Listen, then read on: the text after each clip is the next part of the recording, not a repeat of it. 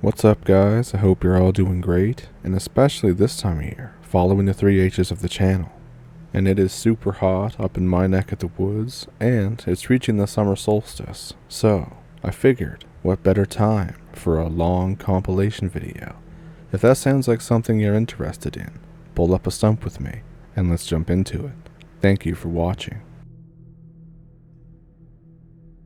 When I was 17, we were visiting the Kintyre Peninsula. It's an area in Scotland. We were in this caravan park for the next week, and I was bored out of my mind. Eventually, I find a couple people who are my age to hang around with. We decide to explore about in the woods nearby. 5 minutes into the woods, I realize that because of the minimal light getting through, that what is a sunset outside of the woods is damn near pitch black inside. We decide that it's the perfect time for a game of hide and seek. Don't judge me, hide and seek is good at any age. So, I'm it. Everyone runs off into the darkness, and I'm counting with my mag light in hand. I get going after them, and I decide that since I have to catch them as well as find them, I'm better off without the torch. But if only I knew. I see somebody laying down behind a stump amongst some bushes. I sneak up to the other side of the stump and reach over the top to grab the person so they have minimal time to book it. It wasn't my friend. What I grabbed was fur, but not like an animal fur. It was like touching a spider, but so much worse, because the thing that I'm touching is the same size as me. It doesn't even look. It just basically does a 180 and legs it super far and super fast in the opposite direction. I've never seen someone run that fast. I think, wow, what a sore loser, and I get to the edge of the woods. But the people are still hiding there. Now, my trooper mode engages. I think, well, I'm gonna get them again anyways. I grab a broken post from an old fence, and I start moving back into the woods with the light on this time. I see my friends all gather together after walking for a couple minutes. I meet them and ask them if anything happened and that if we needed to leave. And this is where it gets really weird. They tell me that the game ended and that they met back here as we all agreed upon. And I said, what do you mean the game was over? They tell me, you caught us all. And I'm thinking, no I didn't. And I tell them that I haven't found anybody. They say, man, you grabbed my shoulder and then ran off and tagged the next person. And I think, oh shit, that wasn't me. I told them this, and I told them that if it was me, why did I come from the opposite direction of the woods with a pole? And we decided that we should get the hell out of those woods. We all stayed pretty much permanently on the other side of the park, away from any vegetation that was higher than my ankle. Looking back on it, what the hell was that? It wasn't one of us. It wasn't somebody else. They had fur, but like a spider, like I said. It just felt wrong. It felt evil. I don't know how else to describe it, but if it was like some other stories I've read, I worry that I somehow taught it how to tag people.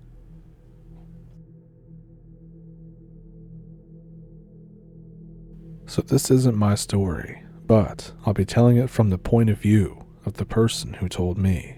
It's the summertime, 2008. I just graduated in 2007, and I was living with a couple of friends. We decided to go camping to celebrate my 1-year graduation. My friends joined me, Seth and Amanda. They were dating at the time. The truck was full of camping gear, and we were going deep into the East Texas woods. It's a 3-hour drive, so it was quite boring. Finally, we get there. We set up camp. The first night is wholly and totally uneventful. We had a fire, cooked some food, smoked some weed. I was all good. So fast forward to that second night. We spent the whole day hiking around the area, exploring and doing friend stuff.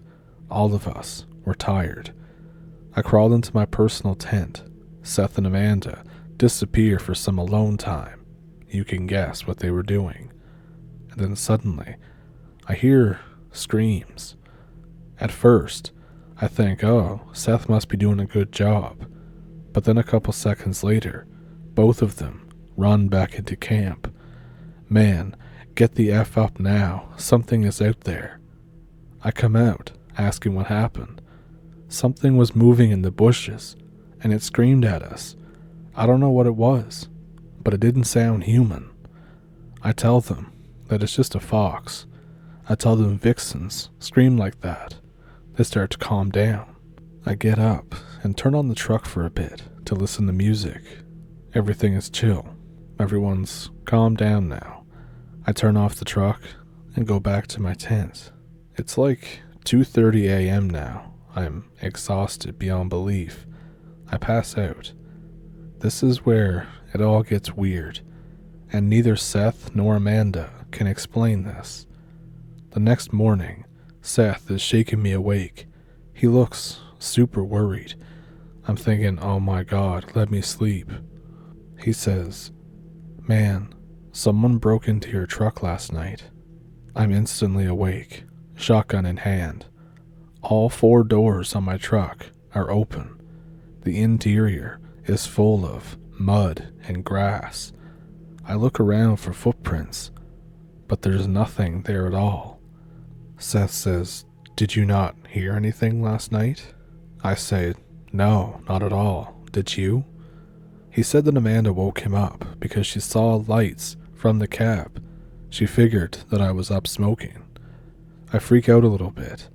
I decide that our last night there, we would all just stay up all night. We spend the whole day looking around the camp for signs of an intruder. Nothing. The whole day, we were really tense and nervous and didn't really talk about our plan to stay up. We took naps around 6 p.m. and woke up just around 8:30, just as the sun went down. So, on to Operation Night Watch. There's nothing going on. We're all in Seth's big tent. There, smoking. It's about 1 a.m. I hear the same scream as the other night. Amanda turns on the waterworks, silently crying and saying that we should leave. I say, hell no. I want to scare whoever this is for screwing up my truck. The screams go on and on for over an hour. Finally, they stop. Seth and I load the shotguns and step outside the tents. We put tons of grass and stuff on the fire and turn on our flashlights. We can see maybe like 20 yards around the campsite. Seth points and tells me to look. I see eyes peering from the woods. I fire a warning shot and say to get the F away from our campsite in a loud voice. It screams and takes off into the woods. Immediately, I'm like, no, I'm not doing this anymore. I say that we're leaving. I start throwing stuff in the truck, and I add more grass and cardboard and stuff, trash, to the fire so we can see. It's about 3 a.m. We're 80% packed. It's just the tents left. Amanda is in the truck having a full-blown panic attack. The screaming begins again, but this time a little further away. At this point, it was engage light speed. We're just throwing everything into the bed of the truck. The screams are progressively getting closer. I panic and fire a shot in its direction. If anyone has ever used a cutting torch, you know that sharp, hot metal smell. It starts smelling like that, plus moldy food. I gag a couple times and almost puke. I'm about to get in the truck, putting water on the fire. I look up from the fire and I see the eyes in the fading light. It's less than 15 yards from me. I freak out. My shotgun is back in the truck. I run as fast as I can and jump into the truck. I do a 3-point turn. The truck is now facing the road that we drove up. And this is the part where I lose people. I shit you not. This thing was visible from the waist up and was standing off the road. It had antlers, like a buck. It stood extremely tall, and it had massive shoulders.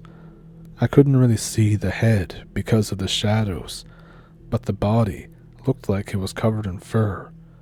It may have just been my imagination. I don't know.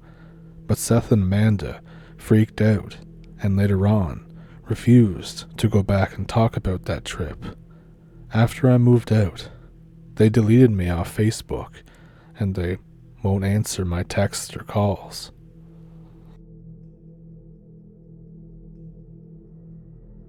One afternoon, my buddy and I decided to go target shooting. Now, the drive there and most of the walking in the woods was extremely uneventful, and I'll just skip that. But as we're out in the trees, we find this small abandoned hotel. We decided to enter it since we have ARs and we shouldn't get scared. It's just an abandoned building and we have these. Now, all the floors are generally just empty concrete building stuff. Nothing special. Most of the rooms look exactly the same. So our last stop was the basement. Now this whole time we're just joking around, talking about zombie apocalypses and all that stuff, and just enjoying our time together. So we're going down to the basement, talking and laughing and joking and all that. And it's full of old stoves. There's a freezer down there, a random spoon, some frying pans, and just some stuff like that in general. And we find this other entrance that's in the basement. It seems to lead down a small corridor. So we were using our normal flashlights during this, but it was extra dark. So my buddy turns on his M500 LT. As soon as we enter this weird corridor, we freeze. There's something at the end of this corridor. It's a humanoid shape. It's on all fours, and it's baring its teeth at us. The longer we look at it, the more wrong it gets. All its limbs are bent weird, like a horse's or something like that. It's just really bizarre to see this thing. If it stood up, it would only be about 5 feet tall, so it wasn't even that big, but it was just terrifying to look at. We both aim our guns, but for some reason, neither of us can bring ourselves to pull the trigger. And before I know it, my legs are carrying me back up the basement stairs and out the entrance. My friend is just a few steps behind me. We try and rationalize this, but we can't bring ourselves to go back down there. Neither of us want to ever see that thing again. We end up going in essentially the opposite direction for about 10 minutes. We still do some target shooting, trying to loosen up and relax a bit. To this day, I don't know why we couldn't shoot that thing. We both had it right in our sights. At least for me, I'm not going back to that place. Just no. What's weird though, and I don't know if it's related, but there's an ongoing rumor now that some younger people are doing satanic rituals there and trying to do summonings. I don't know if they're related or not, but the whole thing is just super weird, and I'm never going back there.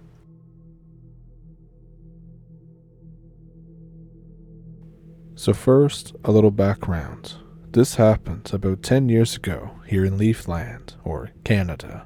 This was on Vancouver Island when I moved with my mom for a short period of time. when I was 12. Her side of the family lived on the island, while we lived on the mainland. Now my grandfather was in the army when he was alive, and he left quite a few guns behind. Sadly, I wasn't old enough to go hunting with him while he was still alive. It was summer break, and I had just got done from my school. After the little ceremony for the end of the year, my mother told me that my Uncle John wanted to take me on my first hunting trip. I had shot a rifle a few times before, but this would be my first time ever actually shooting at anything for food. So I was pretty nervous, but also a little excited. The day finally arrived, and my uncle picked me up in his truck. We were going to a pretty big stretch of woods, and we would be camping for 3 days. The only supplies we had with us were some basic rations, water, and 3 rifles. Now, I'm not exactly an enthusiast of any kind, so I can't really tell you the make and model of these guns. It was so long ago. But I know that we had 2 22s and a 308. From my experience shooting, the 308 knocked me on my ass. I asked my uncle why we needed such a powerful gun for. He said that it was just in case that we saw a bear, and laughed. But something in his voice told me that he wasn't telling the whole truth. My grandfather was a very spiritual man, and I'm inclined to believe that he passed some of his stories down and beliefs to his children. My mother had an OBE and seen a few ghosts, but those are different stories for a different day. And I'm half Cree Aboriginal on my father's side, so I had heard stories of the things that stalked the Canadian wilderness. We unpacked our stuff and started looking for a good spot to set up camp. After about half an hour of searching, we found the perfect spot of flat earth. We set up camp and loaded our rifles before heading out to try and bag a deer or something. The first day was completely uneventful, and we ended up catching some fish with sharpened sticks, and we ate those. I had a feeling I would be sick of fish by the end of this. I'm a fairly light sleeper, and it's no surprise that I woke up in the middle of the night. I rubbed my eyes and sat up in my tent, realizing I had to go to the bathroom. I moved to unzip my tent flap, and I stopped as I heard something outside. I heard the sound of footfalls and quiet but ragged breathing. Like an idiot, I assumed it was my uncle, and I slowly zipped down the flap of my tent. I zipped it down just enough for me to peek outside to see if my uncle was still out there, as I needed privacy to pee. What I saw out there was not my uncle. It probably stood 7 feet tall, as it was taller than our tents, and it had oily, black fur that glistened in the moonlight. I let out a low whimper and slowly zipped my tent back up. The breathing stopped for a second, and then started to get closer. When it was mere inches away from my tent, the breathing stopped.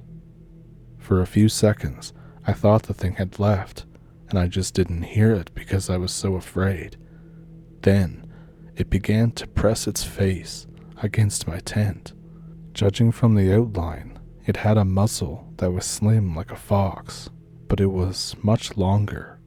At this point, I noticed how much this thing reeked. Being a sheltered city kid, I had never had to smell anything dead before, but as I've come to learn, that's exactly what this thing smelled like. It smelled like the corpse of a skunk that was left to bake in the summer sun for a week. I curled up in my sleeping bag and covered my head, hoping it would leave. After what felt like an eternity, the thing skulked back into the woods. At this point, I obviously no longer needed to pee. After changing my pants and getting a restful half hour of sleep, my uncle came to wake me up. As we went to leave, he stopped and looked at the side of my tent. He said, Danny, which is my name, what the hell is that stain? I asked him what he was talking about, and he pointed to a slightly red stain on the side of my tent. It looked almost like saliva. My uncle went up to the stain and tried to get a whiff of it. He stood up and crinkled his nose before going and retrieving the 308. I didn't bother asking why. I wasn't having fun anymore. I just wanted this trip to be over so we could go home. But my uncle wanted to at least stay for one more day. That day, we actually ended up killing something. My uncle borrowed my .22 and shot a goose right out of the sky. I was impressed and excited that we would be eating something that wasn't fish. I was pretty disappointed when I learned that the goose had been eating mainly fish and ended up tasting pretty much like them. My uncle had been pretty quiet the whole day, so I was surprised when he looked at me and asked, "Danny, have you ever seen something that you just can't explain? Something that shouldn't exist in this world?" I lied and said no, but I'm sure that he didn't believe me. "I'm going to try to get us something for dinner, but I'm going alone. Don't follow me. If I'm not back within an hour, call the police on my phone." After that, he set up a fire and left. I began to get impatient, so I started looking for games to play on his phone. It was an old BlackBerry, so the best I could get was solitaire. However, I didn't get to play long before I heard rustling in the brush near the fire. I grabbed my .22 and aimed it toward the noise. I saw the creature from before. It made frantic, gibbering noises, like it was trying to communicate, before running away from the camp, leaving a trail of black blood behind it. It turned out that my uncle had shot the thing, but it ended up running away. About half an hour later, my uncle came back to camp, covered in cuts and bruises. He said, "Come on, let's pack our stuff up. We're leaving." I asked why, and he told me that it wasn't safe there anymore. We drove back to my place in relative silence until he dropped me off and drove back the way he came. My uncle never came out of those woods. I miss him, even now. This doesn't come from me. This comes from my father. My father is a forest engineer. Basically, he studied how to manage which trees should be cut, how to repopulate certain areas, etc. So while in college, University of Kiev, he liked to do alpinism with other people. He's been doing it since he was 15, and at this point he was, I'm not entirely sure, 22 or 23 comes to mind. He had a lot of experience by this time, so now he was a squad leader in one of the multiple big hiking groups. So they travel for days, training along the way, from Kiev to the Caucasus. There, they meet the squad. They plan a route for about a week, with tents, food, and all the equipment. The backpacks weigh around 70 to 80 kilograms, which is like 170 pounds. It's kind of like carrying a whole other person on your back. So they start hiking. The first day goes completely unnoticed. The second day, they make it through some cliffs. There's a big storm coming in. They can see it from the black clouds. They decide to camp out. The storm continues for 2 whole days. The food has to be rationed. After 2 days of waiting, they decide it's good to go and restart the path. Shortly after, they get a call on the radio they are carrying. It's the forest rangers, or forest guard. I don't know the English translation for it. They do rescuing if someone gets lost, basically. They're advising them to come back as fast as they can, no sleep if needed. My father asks why, says that they are doing training. 2 girls were apparently hiking by themselves and had some real trouble.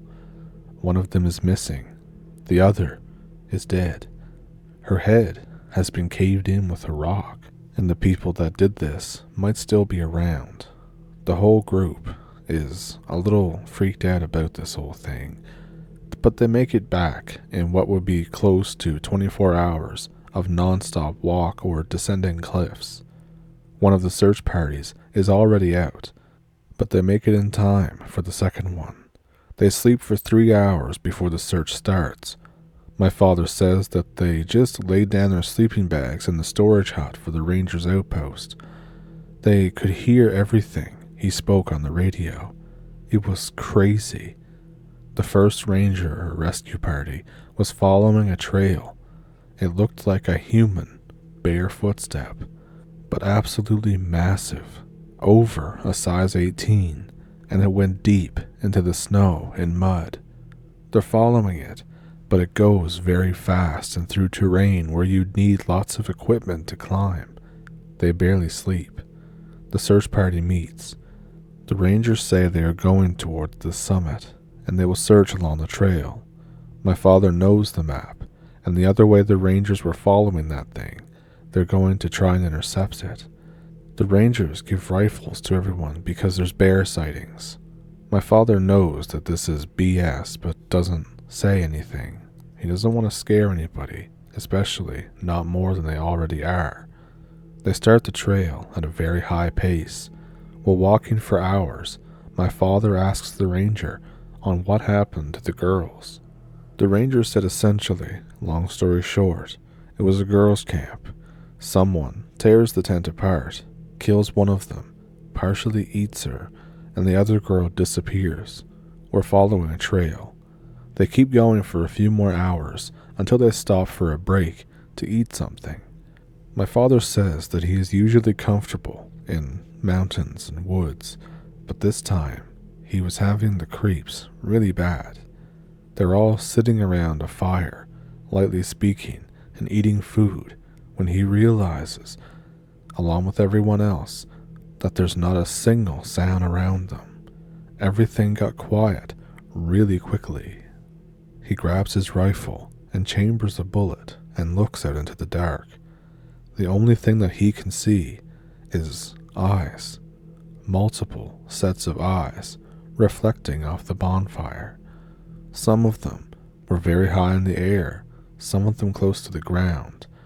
No wolf could ever be that tall. Bears don't stare at you like that, and there's not that many bears in one place. This is something different. Everyone takes notice. Tension grows. He's feeling pure terror, dread. He could not explain to me how scared he was. And then there's a shot. A muzzle flash illuminates the place for a split second.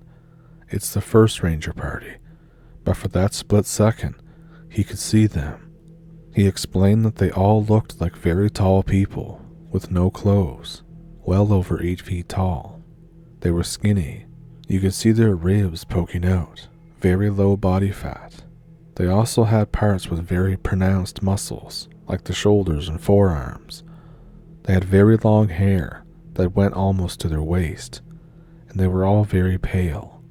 After the first shot, they scattered and leave, but they all did this without a single sound. There were up to 40 of them all around the campfire, and all of them leave without you hearing even a branch break. They meet the rangers.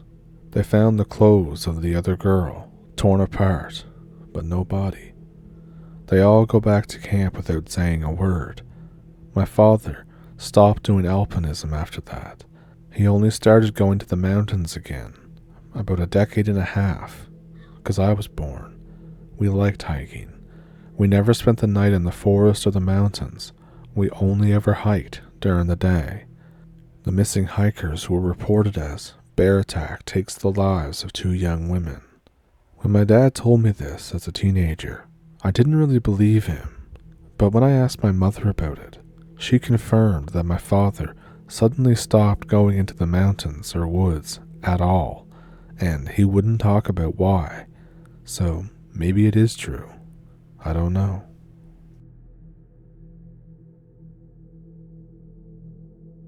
I'm a forest ranger for a large amount of dense wooded forest just north of the US border. It was 1200. I had just signed on to my shift. I get a call on the radio for a 1049, which is a missing person in my area. They were last seen wearing a sweatshirt, hiking shorts, a red backpack. He had been missing for 2 days now, and it was just reported. So I mount up, fuel up, and head out into the area that he was last known to be in. I was cruising around for about an hour and a half. I decided it would be a good idea to start out on foot, as he probably won't be on any service roads. I notify dispatch to send an additional unit. I wait for half an hour until backup arrives. He's a good guy. I enjoy working with him. We head up onto the trail that's known for people getting lost. Halfway up, it splits and goes further into the woods instead of curving around and heading back out towards the service area. So we're hiking for an hour, calling out the person's name, keeping an eye out for clues, etc. I wind around a bend and find the remains of a campsite. I shout out for my partner and the missing gentleman. My partner doesn't come around the corner. I go back around the corner. My partner isn't there. I come up on the radio, saying his name. Come in. Officer, his name. Are you code 4? Nothing. Just static. I inspect the campsite. It's fairly recent, probably about a week, but no new footprints or indents in the mud surrounding the fire pit, except for animals. I decide to wait for my partner. He may have gotten lost. I try the radio again. Officer, his name. This is my name. Come in. Are you code 4? I'm looking around in the trees, listening for any sounds out of the ordinary. I wait for 45 minutes for my partner to appear. While I wait, I'm walking in this little circle around the campsite. My partner doesn't show up. Now I'm getting worried. I go back around the bend in the trail, past the little rock outcropping. I head back the way we came, and I'm looking for any sign of him. As I come up onto a hill, I hear footsteps ahead of me, boots on the rocky path. I come up on the radio again. Are you code 4? There was still nothing on the radio. I dart up ahead to get a good look at whoever is on the trail. I spot a red backpack on the guy. He seems to be walking weird, not swinging his arms, almost kind of like he's hurt or a gait. Excuse me, sir, what's your name? I'm 20 feet behind him at this point. Sir, he's still walking weird. I yell out, hey.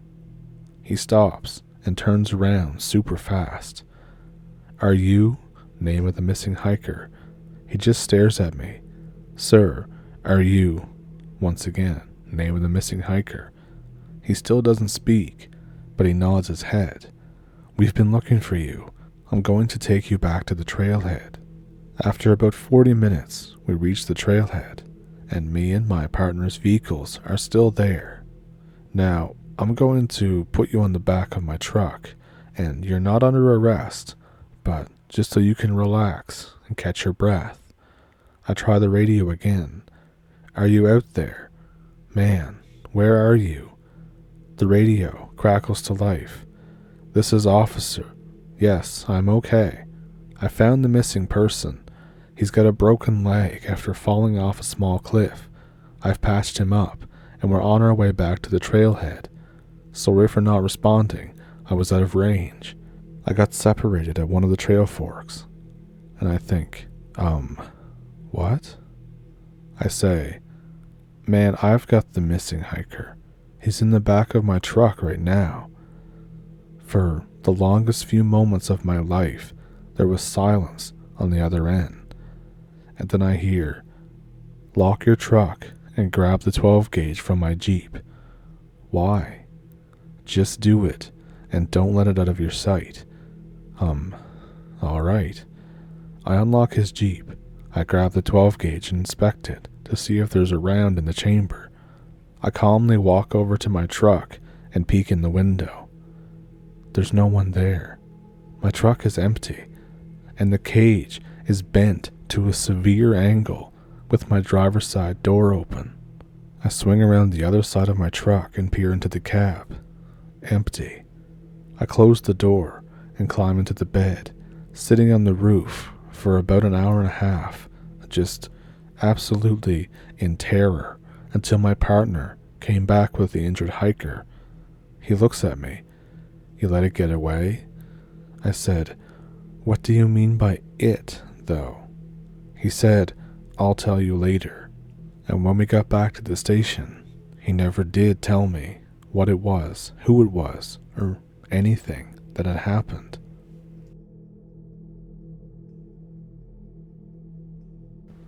So I'm from Germany, and we have tales about doppelgangers. I don't know if it's the same as some of the stuff you guys have in the US, but it sounds pretty much just like it. Anyways, I live in South Germany. I live near a forest called Schwarzwald. I've been camping there since childhood with friends and their families, usually annually or every second year.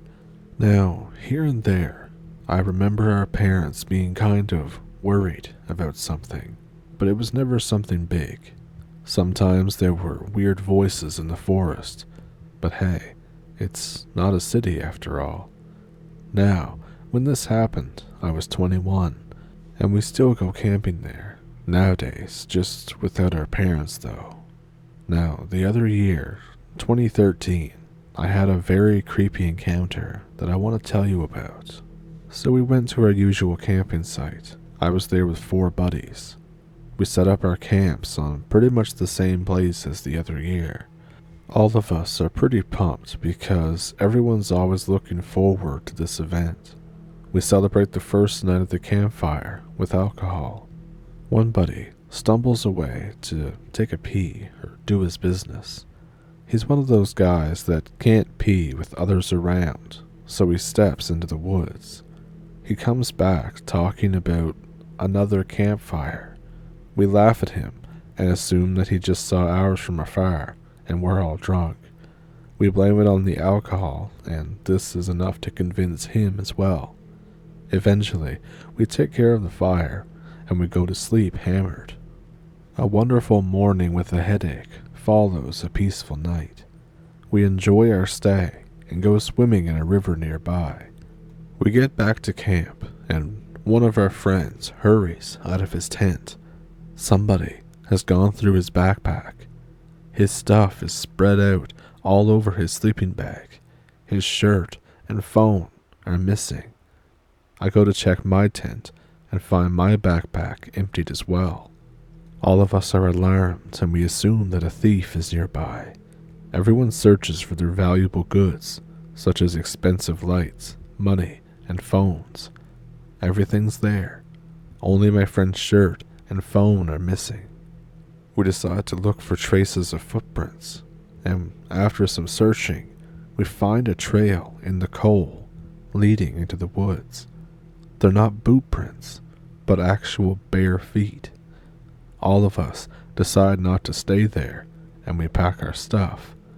We take some time to get our equipment back in our cars. Suddenly, another friend's phone starts to ring. He says, "Guys, you should come and see this." We run up to him to see that the stolen phone is calling him. The robbed friend gets angry, takes the phone and answers. "Listen, this isn't funny, you." He stops talking abruptly. He goes pale as a ghost. He turns on the speaker. Someone is talking slowly like a mad baby, but it's in the voice of our friend's dad. Everyone is stunned, scared, and puzzled all at the same time. The bravest one of us snaps out of it, takes the phone, and shouts at whoever's imitating his dad. The dad hangs up. We stand in dead silence all over the camping site. One of the braver people suggests calling the number back to try and find where the phone is and get the phone back. Everyone is still kind of stunned, so nobody stops him, and he starts dialing. We hear it ringing in the forest.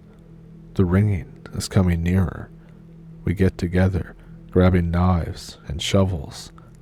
We see a shadow standing in the forest. The friend's dad calls out to us. He comes out and looking just like him, but only wearing the stolen shirt and nothing else. He opens his mouth and out comes this gibberish again. We charge at him with our weapons, and he runs into the forest screaming like a madman.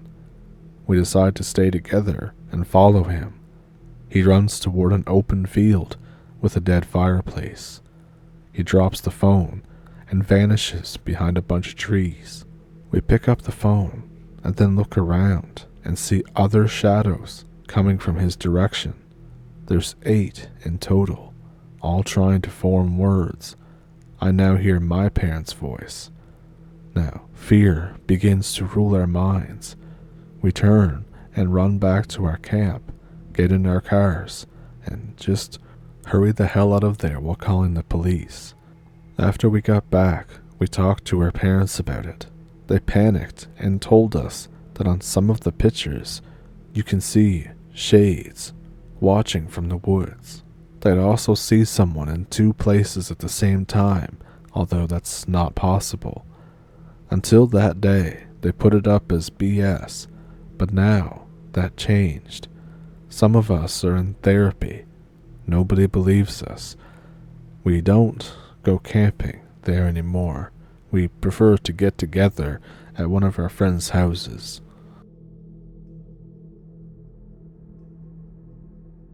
So this is basically the freakiest thing that's ever happened to me during my time with the RCAF, Royal Canadian Air Force. This is my first time telling anybody about what happened, so I'll try and take out most of the military lingo. So first of all, I wanted to be in the army in general because I'm quite patriotic about my province and my country.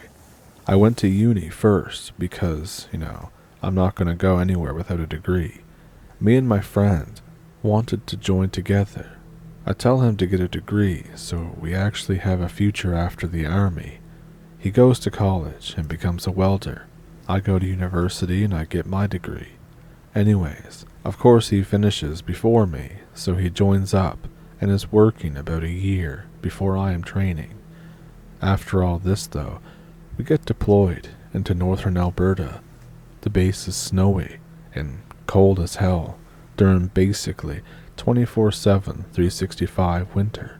We both work with helis because my friend loved them. So one day, we get told to fly out at around 10 a.m. I didn't want to, but I wasn't exactly in the position where I could say no. So, I get in the heli with my friend, and I learn that where we're supposed to go is about 15 to 20 clicks out. Neither of us got told what exactly happened, but since they needed the heli, we assumed it was a hunting accident, since there's no grocery store for hundreds of kilometers. We ride in silence for the most part, because we're pretty tired, because we're also the crew doing supply runs. So we finally get out to the coordinates, but it's still pitch black out. I use the night goggles, and I see this house, but while I'm looking at this house, something isn't right. The front door is open, and all the lights are off. Just staring at it, I get this horrible feeling. I tell my friend to pull up so we can be quick about this. He asks why. I tell him to just pull up. He sighs, but pulls up. I stare at the house for what feels like forever, waiting for something to happen. I was just about to say, let's go down and check it out, when something comes out of the house. Note, something. This thing literally ducks away to get out of the doorway. It 100% looks to be dragging a person behind it. It has such a disproportionate body, a large head with a smaller body with long arms and long legs. It suddenly stops and looks up. It's looking at the helicopter like, what the hell is this? But I can almost feel that it's staring directly at me as well. I get really creeped out. I tell my friend that we need to have a look. He spins around and looks down and says all he sees is a guy on the ground. I look around and I think, where the hell did that thing go? But we see him moving, and my friend says we have to go get him. I tell him that there was something else down there, but he doesn't believe me. I get a little pissed because I'm not being believed, but I can't fight him because he's flying. I tell him not to power down at least, and hover so we can take off faster. He rolls his eyes, but he can see that I'm being deadly serious. I get down there, and I basically become an Olympic runner. I grab the guy and throw him on my shoulders and basically run back to the heli. I was quite strong because of the army. I toss him on the floor and I step up, when suddenly, over the noises of the helicopter, we hear a screech that would beat out any animal by a mile. I turn to see this thing that I saw on the roof. I freak out and I yell for him to pull up. The thing leaps off the roof and onto the ground. We're both thinking, whoa, what? My friend is a fancy flyer. He manages to streak to the left, narrowly dodging this thing when it tries to jump onto the helicopter. It's screaming again, writhing in the snow. Once we take off, I grab my night binoculars and I see this thing running after us. Obviously it can't keep up, and it eventually stops. It just stares up until I can't see it anymore. I get back to base and I tell everyone. My friend won't. Nobody believes us, of course, but when the cabin guy is better, he starts talking. He says that the thing didn't smash down the door or jump through the window. It unlocked the door by itself and crept in. The thing had been stalking him and was in the cabin looking for him. He heard his door open and looked to see this humanoid thing staring at him. He kept his eyes on it and was able to dial 911 and try to get his gun before it knocked him out. He says he woke up when it was dragging him outside and we showed up. Very shortly after that, I put in a request to move to a different base, and so does my friend. I do everything in my power never to go back to that base in northern Alberta. And if you're at all curious, it was a Cormorant helicopter. So to start this off, I'll admit that I didn't make the best decisions that I could have, but when you're a scared teenager, you do weird things. Anyway, it was a summer camping trip. It was grade 7, and there were quite a few of us, 5 school buses full just for our grade, and the whole camp itself was kind of sloppily run. And a lot of the chaperones were parents from other classes and other grades that didn't know us very well, and also just didn't really seem to care. But anyway, I'll just refer to everybody by their nicknames. Mine was Grub, because in grade 5, I ate a maggot on a dare. There was one girl whose nickname was Goose. This was because she had a longer than normal neck. And up until this point, Garrett didn't have a nickname. And this camping trip was 4 days. We were to spend it near this lake, just doing camp activities. So on the first day, we're doing campfires, we're cooking, we're watching wildlife, and doing regular camp activities, team building activities, and we finish at about 6 p.m. and the kids disperse. Garrett, Goose, and me skip rocks at the big lake. We look out at this small tree cover, and it's on this seemingly uninhabited island in the middle of the lake. We talk about what could be there, just kind of making stuff up, like, oh, maybe there's a monster there or something. But Garrett suggests, secretly, jumping into the lake, which is off limits until day 2. Goose refuses because her mother is back at the camp as a chaperone.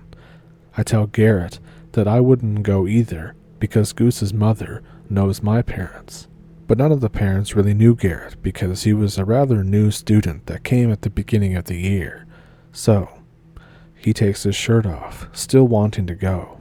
Goose and myself try to discourage him by talking about maybe there's something in the lake, like a Loch Ness monster in the depths.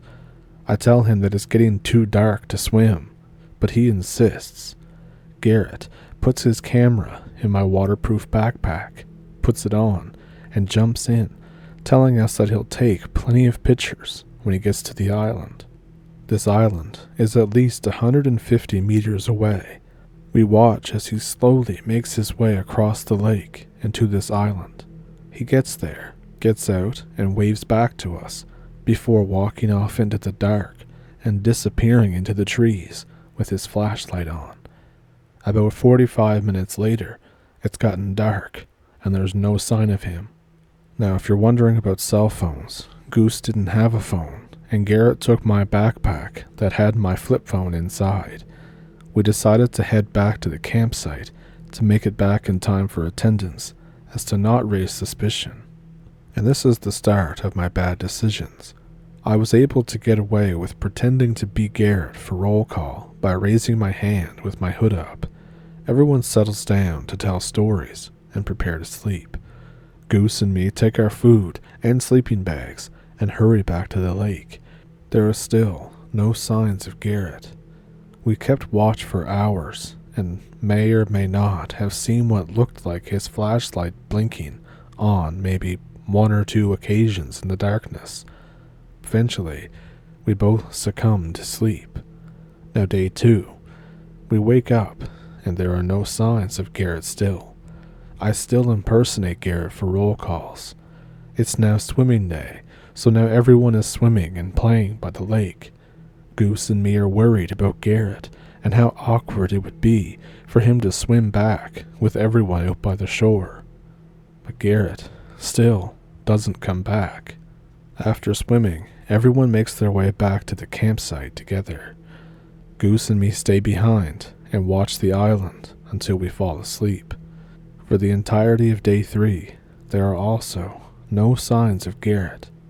Day 4, everyone's packed up and ready to go home. Goose and me skip the camp activities to keep an eye on the lake. It's getting dangerously close to the end of the trip. I decide that I need to swim out. While I'm preparing to swim and laying out a game plan with Goose, she gets excited and starts jumping around, crying and pointing at the lake. It's Garrett, making his way back. We both hug him. We think that he has just been playing a bad prank on us while we were worried sick and stressed out.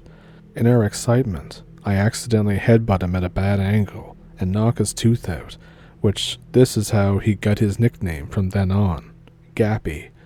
Anyways, he's apologizing and saying that he's just as confused as we are. He still thinks that it's the second day of the trip. We explain that it's the final hours of day 4 and he's been gone for 3 nights.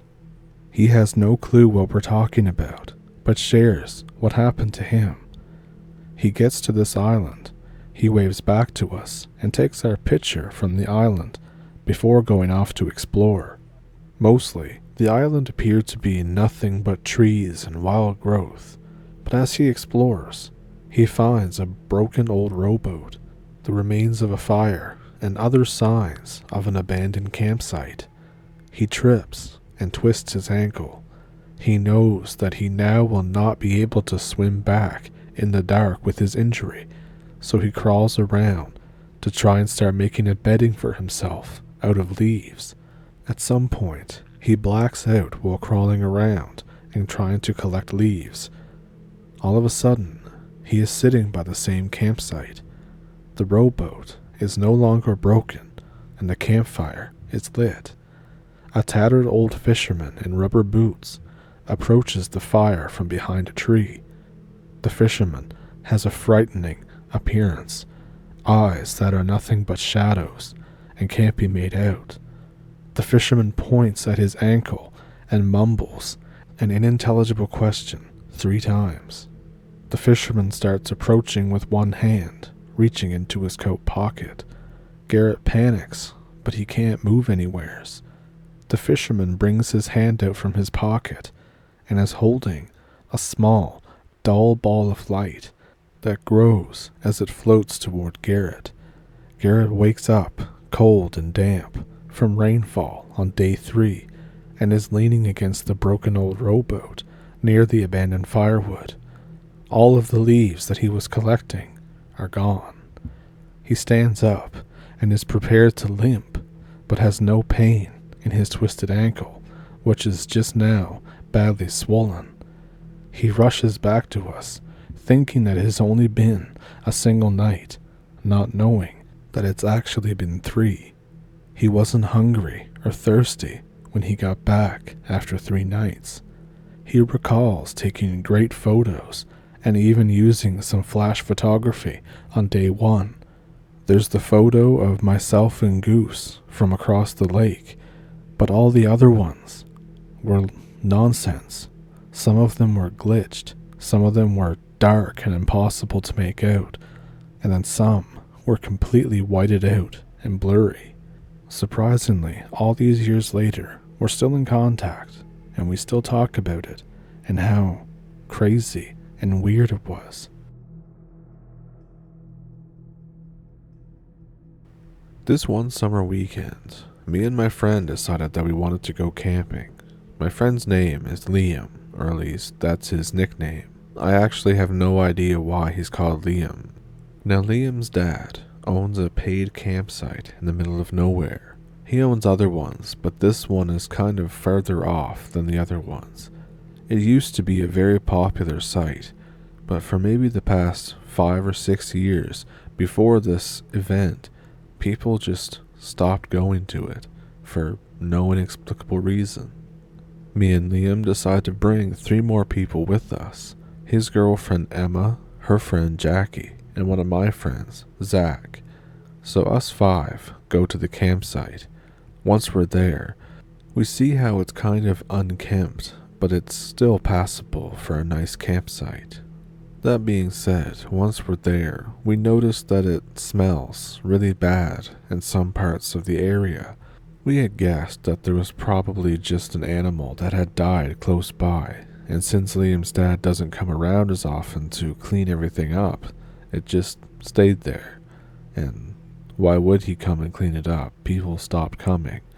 But after a few hours, we didn't smell it anymore. For a while, I thought that we just got used to it, but then I realized that the smell was just gone. Some more time passes and we kind of forget about it. It's getting to the point in the day where we need to get some wood for the fire, so me and Zach go to get some. I end up finding a stump to cut wood on, and Zach heads off into the forest to get some wood for me to cut. But 20 minutes later, Zach isn't back. I was starting to get worried. I couldn't even hear him out there in the woods anymore. I was about to go look for him, but I see him behind me. I turn around and jump a little bit. Think, man, you scared me. I ask him where the wood is and what took so long. He stares at me, opening and closing his mouth, but nothing's coming out. I ask him if he took any drugs or something. He doesn't reply. I give him the axe and tell him that I'm going to go get the wood and you can cut it then. I go a bit deeper into the woods, and then suddenly, something grabs a hold of me and covers my mouth. I begin to think of the worst possible things, and I begin to fight.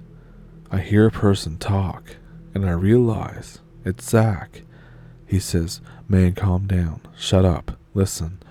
I've been being followed by something. I thought it was you, but I saw it go one way, and you came over the other way. I'm going to take my hand off your mouth, and you're going to tell me if that was you." I catch my breath, and I say, "What do you mean? You were just with me at the tree stump." We go back to camp, confused. Once back at the campsite, me and Zach come back out of the woods to the others, yelling at us. "Why don't you have the wood? Why were you trying to scare us?" And other questions like that. Jackie decides to go get wood. Emma runs up to her and says, "Wait, I'm coming with you. I don't want to stay with these 2 dickheads." Apparently, Me and Zach were yelling at them from the forest and screeching and making noises trying to scare them. I tell Liam that we have to leave. I tell him our story. The girls come back, not even 5 minutes later, screaming for everyone to get in the car. Something came up to them and tried to talk to them, but it sounded all wrong. It was slow and just weird. Suddenly, sounding clearer and more like me with every syllable, we hear, "Dude, where is the wood?" We all look at each other.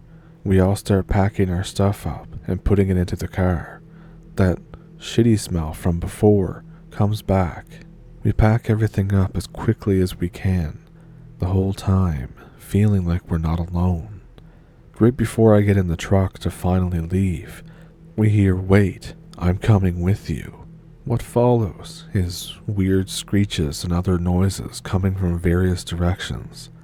Of course, we speed out of there. We don't go back.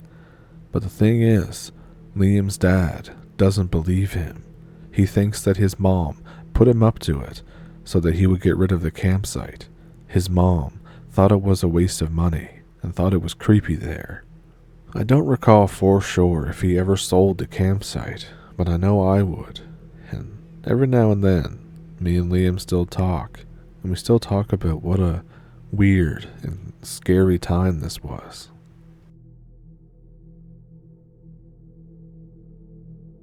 I used to go visit Grandpa outside of Bozeman in the winters. Grandpa was this tiny, frail old man, but he was super hardy. He used to take us snowshoeing up in the mountains and carry most of the gear in his sled that he pulled behind him. It was bone-chillingly cold up there. Your snot would be frozen before it left your nose. The times he did convince us to go out, we ended up staying in ice caves that Grandpa had carved into the snowbanks earlier in the winter.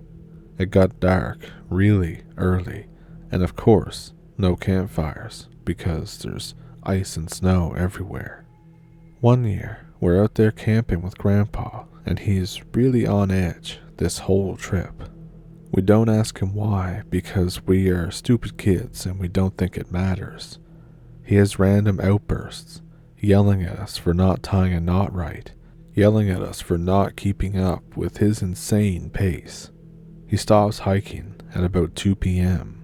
Nightfall isn't for another 3.5 hours. Me and my brother exchange looks to each other, wondering what's going on. We look around for his ice cave. There isn't one. We call out, "Hey Grandpa, where are we camping?"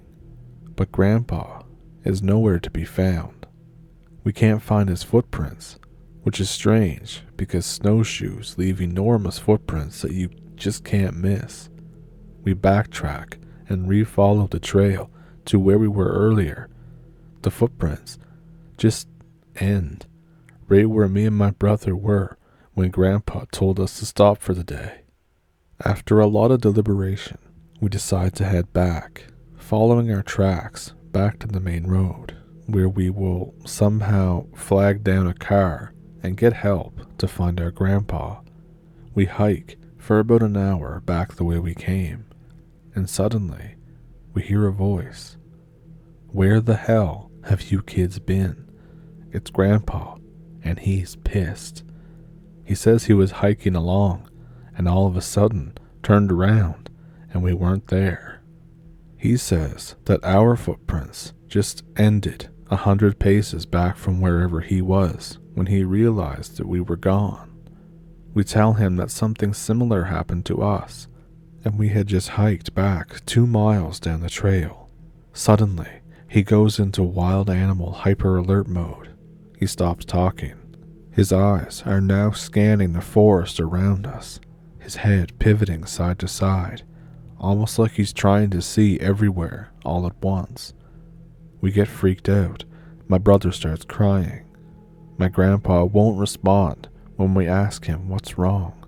He's quietly muttering incoherently to himself. After what seems like forever, Grandpa starts moving again. He simply says, "Follow me," and we do. We're too scared to argue, but he's going in a third direction, i.e., not where we came from and not where we were originally headed.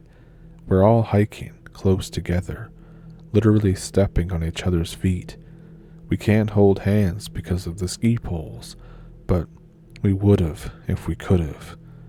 Eventually, we emerge in a clearing. I recognize it as a lake, but you would never know it in the winter when everything is frozen solid and desolate. We get out onto the ice and we walk all the way to the middle of the lake before we stop. Grandpa tells us to get out our parkas, as we're going to be staying here a while. We ask him what's happening, but he still doesn't answer. He gets out the binoculars and starts to scan the shoreline. This is a pretty huge lake, so without binoculars, neither me or my brother could really see anything besides little distant trees on the shore. At this point, Grandpa puts the binoculars down, unpacks a fairly large caliber revolver and holster, and puts it on his hip. He then picks the binoculars up and points them in the same direction he was looking a minute ago. Me and my brother both look in that direction. I can barely see something moving around. No, a couple of things, all of various sizes. They're all hanging on the bank though. None of them leave the thick brush surrounding the lake or venture onto the ice. After a few minutes, Grandpa silently hands me the binoculars. When I look at the movement on the shore, I almost grab my pants. There are 3 animals.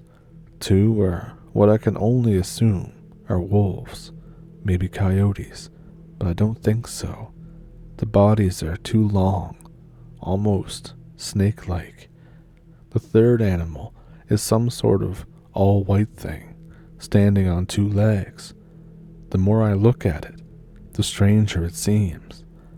At first, I took it to be a bear, just standing there on its hind legs. Then, it begins walking, pacing around, really, and the legs are just too long and slender to be a bear's. I sit down on the ice. I lean up against my backpack and get more steady grip on the binoculars. I slowly realize that whatever it is has the approximate build of a human, but the head is clearly not a human head. It's some sort of animal. I can't place it. I ask Grandpa what the hell I'm looking at. My brother snatches the binocs away, and when he sees it, he labels it a bear man, and he wants to take a few shots at it. Grandpa says that the Indians used to dress up in animal furs in order to blend in with the animals they were hunting.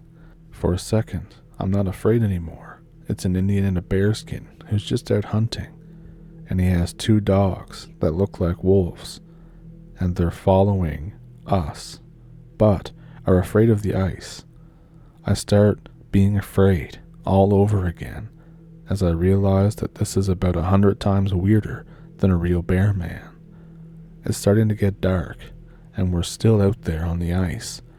We're all watching the whatever the hell it is, bear man, and his wolves slowly wandering along the coastline, clearly avoiding the ice, but clearly trying to get out onto it somehow. Every once in a while, they'll change direction, as though they were pacing back and forth. In the time that I have the binoculars, I see the thing and its dogs or wolves motionless and staring directly at us many times. No one breaks the silence for a long time. When it gets too dark to see anything on the shore, Grandpa relaxes, puts down the binoculars, and actually starts to make camp as though nothing had happened. Of course, we don't have a tent, but we do have sleeping bags and bivy bags to keep the blowing snow off of them and the wind off of our faces. Me and my brother look at him like he's crazy. He says, "We're going to sleep out here." I say something along the lines of, "What about that guy, that thing? He's right over there." It doesn't matter. We spend the long night in that exact spot. The next morning, we can't locate any animals or bearmen after 45 minutes of scanning the trees around the lake. Grandpa deems it safe enough to head back. By now, and since he knows these woods so well, we take a different route back to the main road than the one we took to get here. After 1 mile, he's doubling back, staring at the mountaintops and measuring angles between them with his arms, and I'm convinced that he's lost. In the next moment, several things happen all at once. With no warning, a huge moose gallops out of seemingly thin air and almost crushes my brother, managing to push him on the ground. Grandpa collapses for some unknown reason. The three of us form a triangle, and in the middle is a slender person covered in all white fur, like a polar bear, and with a bear head, or maybe a mask, but it looked pretty damn lifelike. The two wolves, I'm sure they're wolves now, are circling at a distance, or rather, one is circling. I don't see the other one. The bear man lets loose a scream like you imagine Bigfoot might make when caught in a bear trap. Grandpa half sits up, points the revolver, and fires off 3 shots at the thing in rapid succession. A huge puff of snow, like a silent explosion, and we can't see anything for a few seconds. Now, a second moose comes hurtling through, and after it's gone and the snow has settled down, the bear man is gone too. No traces of blood to be found. We can still see the one wolf pretty far away, but it's still circling.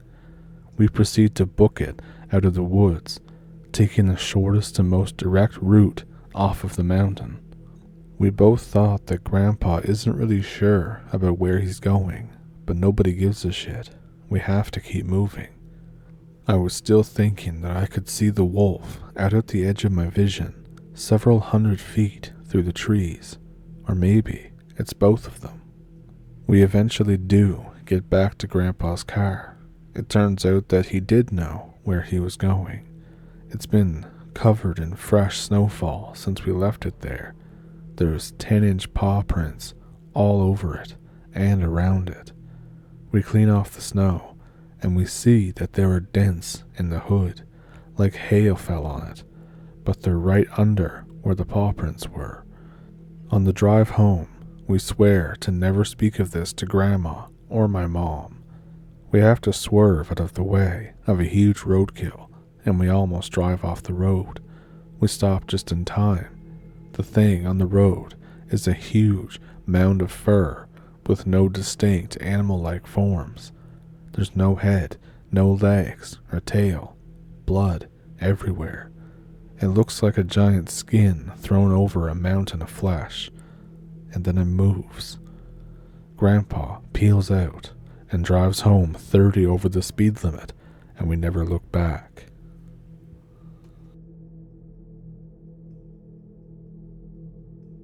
So I've told this story before to a few people, but whenever I tell it, it seems to come out hasty and disjointed.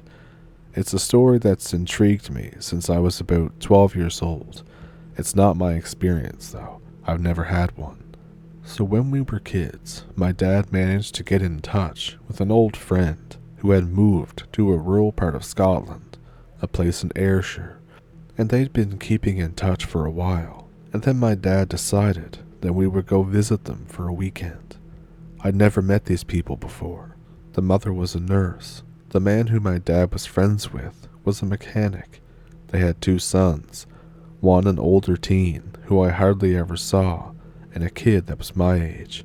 So me, my brother, and this kid spent most of the weekend together. There was some old, circular grassy area near his house with some large rocks. It looked honestly like a miniature Stonehenge.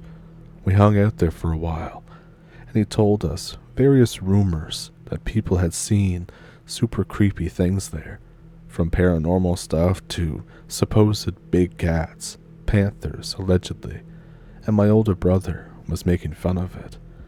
He then said that his dad told him a story of a man that was made of wood or something. We're going back 30 years, but we were laughing and making fun of him. Anyway, we went back to his house and had dinner. We were playing video games while the grown-ups had drinks and stuff. His dad came into the room a few times. The drunker he got, the jollier. Then he came in and was telling us to switch off and get to bed.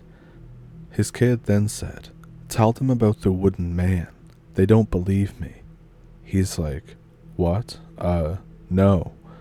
He seems embarrassed. The kid pushes it, and he's like, "Okay, but after I tell you, it's lights out." So he starts off. He says he was a kid. Him and some friends collected some old wood and timber to build a hut or a den. We also did this as kids. It's a common thing for kids to do in Scotland, probably everywhere else too, I don't really know. They all nicked tools from their dad's toolboxes, saws, hammers, whatever they could find, and they had a chopper, which I took to mean a machete or a hatchet or axe, for clearing away bushes and trees on the chosen site for their den. They built the den and were happy. It was getting dark. Realizing this, they began to gather their tools to head home. The next thing they knew, the bushes behind the den began to rustle. They look over, and they see a trampy-looking old man emerge from the bushes. I remember him saying that this fellow was wearing a lot of clothes and looked fairly harmless.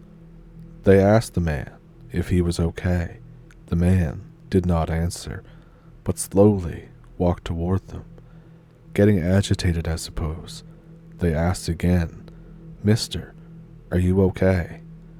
Nothing, just moving closer.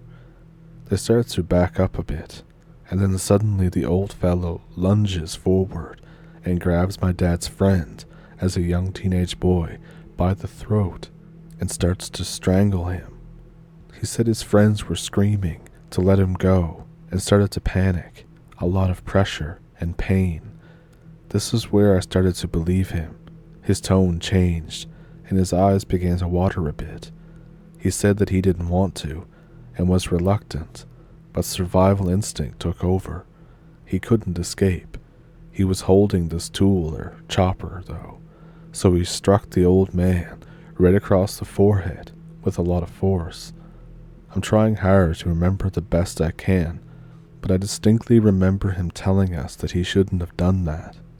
This confused me at the time of being a young lad, like the guy was trying to strangle him. Of course you're going to defend yourself. Anyways, this is the weird bit. He says that when he hit this man on the head, it wasn't what he expected.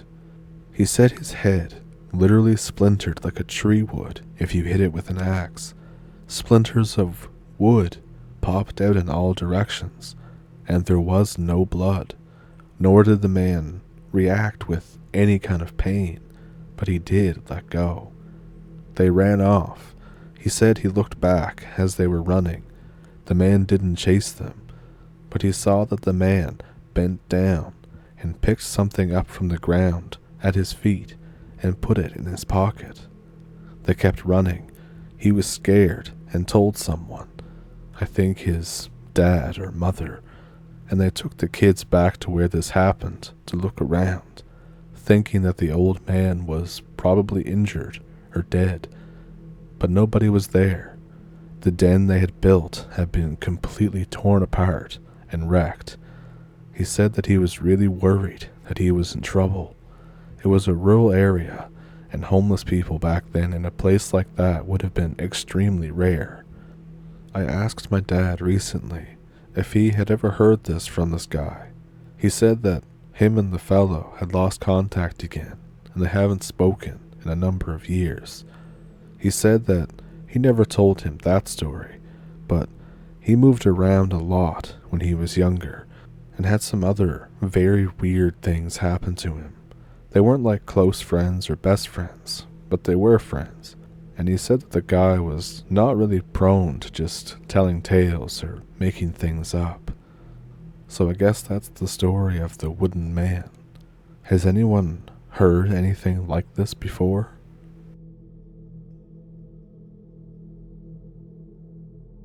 Back when I was deployed in Afghanistan, we were sent on another BS recovery mission. I don't remember the original intention, but it was something about abandoned munitions in a small town. We are sent to confirm how much is there and what condition it's in, so it can be airlifted out. We get dropped off a little more than halfway there, and we have to fast march the rest of the way. We arrive at 0600, and the whole town is abandoned. DBs are scattered, and there's some in the houses. I was told to take Herbie, Dan, and some guy we call Dickhead and search those houses on the north end. So the first few have nothing eventful at all, but the second to last one, before we got in, we heard noises, so we prep for a breach. Lucky me, I was on point, again. Someone mentions how it's actually barred from the outside, and I think, well, I have charges, so I got this. So we breach. We clear the left and clear the right, and then, right in front of us, oh my god, there was red Sanskrit all over the walls. There was loud noises, like somebody was whimpering loudly. There are two human-esque objects in the far corner of the room. I yell, contact, front. It's just some guy crying in the corner with blood all over his face. He's clutching onto something black for dear life. The figure next to him is covered in a black robe. The robe looked like a burqa. Logic dictates that this was a woman. The guy is crying and chanting something and squinting because he now has 4 flashlights on him. I ask Herbie, what is he saying? He says it sounds like he's praying. I said, tell him to stand up. We have to search them. Herbie is our translator, in case you didn't catch that. He says he can't stand up. His legs are gone. Somehow, in the commotion, none of us noticed that the man had no legs. They looked like they had been chewed off. We quietly panic. I said, Herbie, ask him what the hell's going on.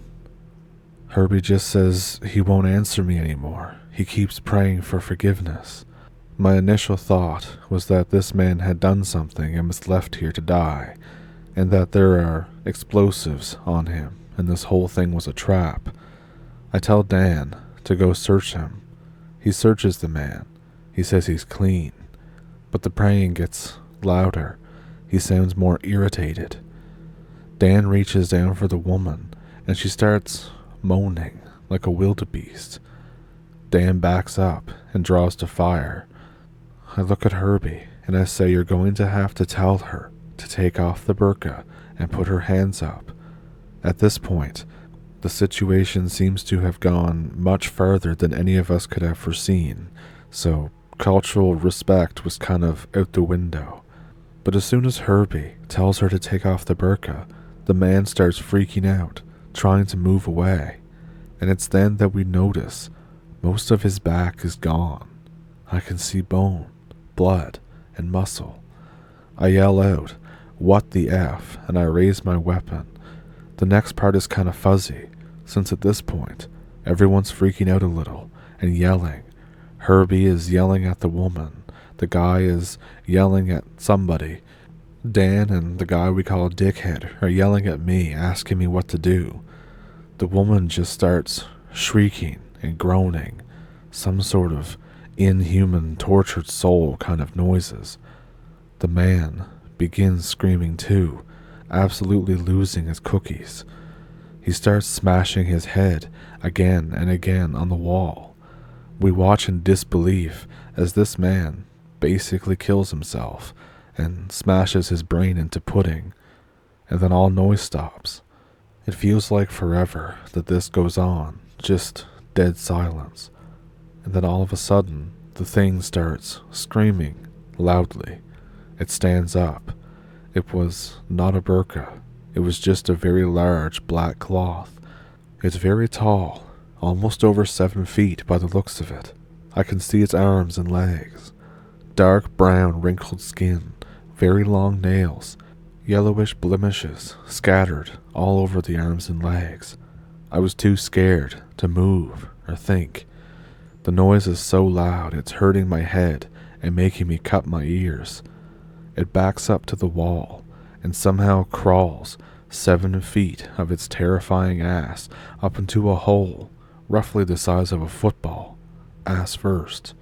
The only thing I can compare it to is that it looked like a giant spider being sucked into a vacuum a quarter of its size, all while wearing a blanket. Dan fires 2 rounds up into the hole. I'm too shocked to say anything, just standing there with a stupid look on my face. My radio lights up. What the hell's going on in there? We heard shots fired. We tell them nothing, that we have it under control. After coming down from shock, we quickly discuss just what in the F happened and what to say to everyone else. We decide not to look crazy. We cover it up. We cover the man with a rug and try to wipe off the red lettering that was discovered on the wall. It was later found out to be blood. We report back for an ass chewing on why we radioed we were breaching a building, but not reporting any conflict that needed firing. The 4 of us talked a few times more about it, how it was so weird that nobody else seemed to hear the screams or saw anything running away. I never went back to that base after I left on leave. I was transferred and debriefed on the situation. My guess is that someone involved talked. No matter how bad I wanted to tell the shrink at the base about it, I didn't want to be prescribed crazy pills. I already have some for PTSD that I don't take like I should. I know what I saw. We all did. And I'll never forget it.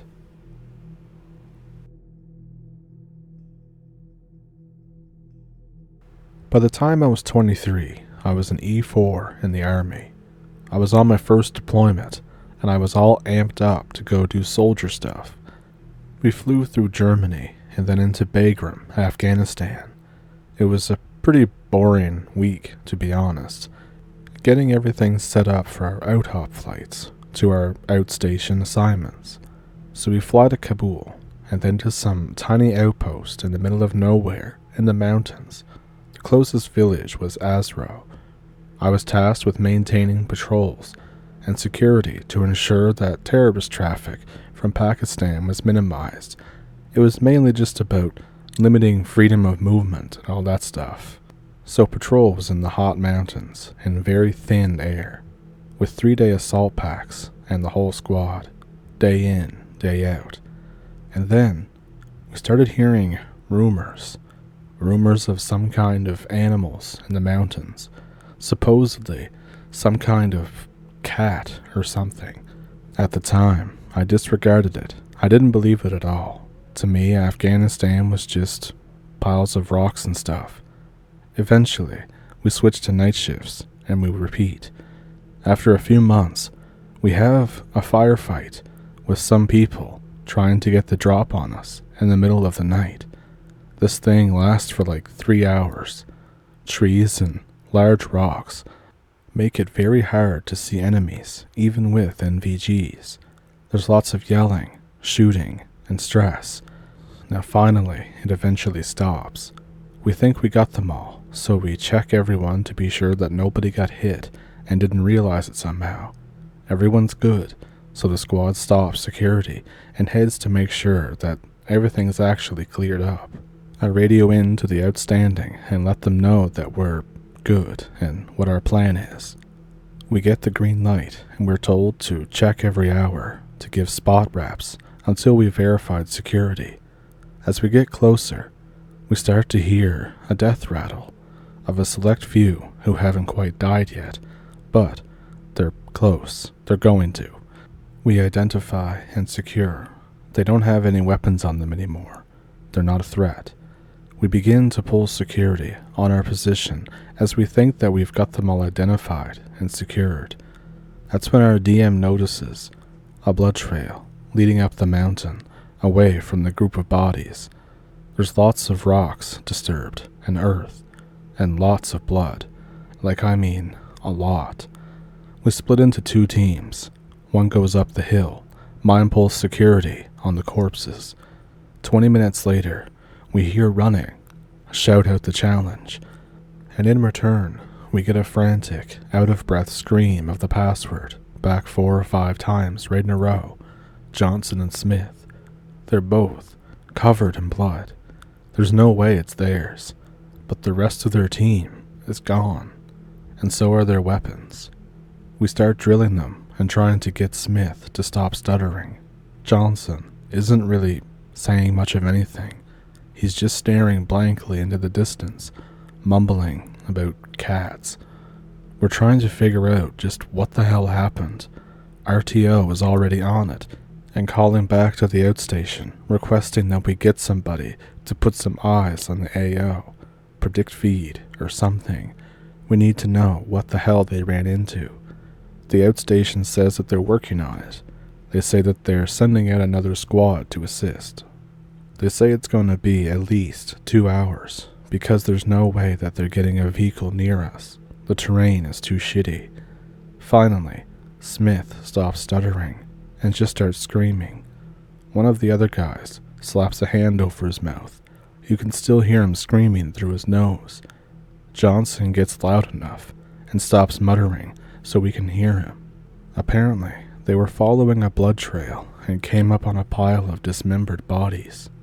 They were busy being absolutely mind-effed at the site when Johnson and Smith noticed that the rest of their team was gone. They ready up their weapons and start trying to locate their team, whisper yelling through their teeth. Out of nowhere, they get knocked over by a torso and a leg. They look to their left, where it came from, and they see this big-ass thing that looks kind of like a cat that's dismembering somebody else, and there are several bodies next to it. The thing has these huge human-like hands with short, hooked claws. They panic and just bolt. Smith looks down and says, "Where's my weapon?" The dude didn't even realize he had lost it until just that moment. The second squad shows up after hours. We head out to where the carnage is supposed to be, but nobody can find anything, save for Smith's weapon and the ACH of one of the missing team members, and what looks like torn up earth, like how dry earth gets after a dog marks its territory and then scratches the ground. The next few weeks were weird. We never found the bodies. We never saw this cat thing that Smith and Johnson talked about. We never found any of the missing weapons. Nothing. The only trace of it even happening was their debrief, their blood-soaked uniforms, and the helmet from one of the MIA guys. Sometimes I wonder if it was all in our heads, like some sort of mass hallucination because of the humidity in the thin air, that they saw something just too screwed up and couldn't process it and replaced it with a monster. I hope I never know, though. If it's anything like what they actually said, I never want to know what really happened.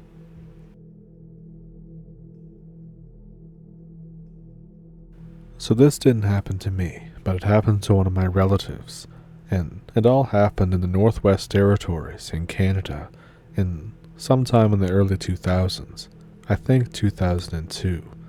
The closest town was around 30 miles away, and no, I don't know what town it was, but I will tell the story from his point of view and how he would tell it. So I was 19. My dad tells me that my granddad passed away, and after a while, we figure out that he left me his old cabin. I thought this was really weird because we never really talked. We barely knew each other, but we figured it's because that me and him were the only real outdoorsy people in the family. I never actually went there, but my granddad lived there for a few years apparently. He was a super off-grid guy, absolutely hated and despised the government and loved the wilderness. Some hardcore survivor type stuff. He had a lot of guns and served in Korea and loved shooting. He left a note with the will for me about the cabin, with the location, etc. It surprises me when I go on Google Maps to check out the cabin to see if I can see it, but there's no path visible to this cabin, but it is in a big-ass field. My dad convinces me to head out there. He tells me that it should be fun, and it would be great to do in remembrance of his dad. So I figure I'll take some friends, since it's not that far from where I live, only a few hours by car. So I finally get to heading out there with two buddies, Carter and Jay. Now, I'm not the richest person, so I just bring an old-ass Lee Enfield that my granddad gave me for my first gun. Now Jay is kind of the weird guy in the group. For some reason, he shows up dressed as what looks to be something from Mao's China, and we all make fun of him, calling it a Halloween cosplay, but, he's still a good guy. Carter is much more normal, and just brings an old 308 bolt action. So we drive for about 3 hours from starting destination before we reach the old road to head to the cabin. I can hardly see because it's nighttime and it's snowing. The only lights we have are the headlights, the stars, and there's no moon, nothing else. We finish the drive down this old dirt road, and the cabin gets illuminated by the headlights. The place is actually way bigger than I figured it would be. Think like a 2-story house, but it's a cabin, and it's all made out of wood. I figured that it was just an older picture that I had, and that Granddad did some heavy renovations or something. So we offload all of our stuff and head inside. There's no power, just a few candles. We brought a bunch of lights and a generator in the back of the truck. So we leave the generator outside, gas it up, and start hooking up the lights. We get inside of the house and done in about 20 minutes, and we decide that that's enough for the night. There's only 2 bedrooms. Carter decides to sleep on the couch in the front room. We all decide to head to bed. I take the room that used to be my granddad's, while Jay goes to the guest room. The room is pretty dusty, but it's pretty comfy. I set up all my stuff inside and put my old reliable Enfield up against the nightstand and head to bed. I switch off the lights and I fall asleep. I wake up to Jay, still in his weird cosplay costume gear in my room, shaking my shoulder. I wake up thinking, man, what the hell do you want? He says, bro, I just heard something crunching in the snow, and the generator went off. I tell him that it's probably just a coincidence, but in my head, I'm thinking, oh shit, there's totally a person out there. I think to myself that it's probably somebody just screwing with us, or maybe a homeless person trying to get us to leave so he can sleep in the cabin. I ask him if he saw anything out the window since we placed the generator right outside of his window. He says, no, screw that, I'm not looking out my window when there's something out there. I call him a dumbass, and I tell him to come outside and turn the generator back on with me. He says, I'm not going out there, I'll wait till morning. I call him a pussy and say that I'll get Carter. I grab my rifle and my flashlight and head down to the living room to get Carter. Jay follows, since his room is also downstairs. On my way down the stairs, I can swear that I hear something outside, crunching in the snow. I stop going down. I turn my flashlight off and sit still. Jay does the same. It's dead quiet, completely quiet. No wind or buzzing, nothing. I'm starting to get freaked out. I sit there for another 3 or 4 minutes in the silence before I swear that I hear a hoop outside. Not right outside, but way off in the distance. Jay whispers, did you hear that too? I'm shitting my pants, but I respond, yeah, I did. I hear something start moving downstairs, and I nearly have a heart attack. I turn my light back on while raising my rifle. Carter's standing there, aiming his rifle out the window. He looks up at me and does the neck cut thing to say, "Stop what you're doing." I turn off my light. My eyes are beginning to adjust to see shapes. I can see Carter staring down his rifle sights at the window. A few minutes or so go by before I can see him lower his gun. I turn my light back on. He says, "There's someone out there, man." I say, "What did you just say?" He says, "I couldn't sleep, so I've been watching movies when the generator turned off. I seen someone go by the window." I say, "Someone?" He says, "Yeah, they were on 2 feet, I'm pretty sure. It looked in, and its eyes were at the top of the window." He didn't realize this at the time, but the window was higher off the ground due to the foundation, so whatever it was would have to be 8 to 9 feet to be at the top of the window.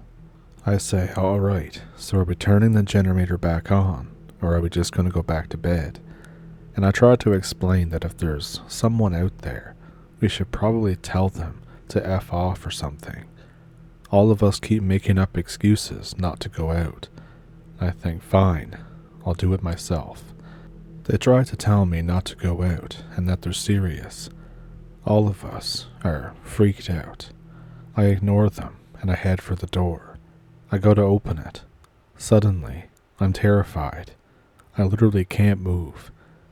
I do my best to break through whatever trance I'm in, and I bust that door open.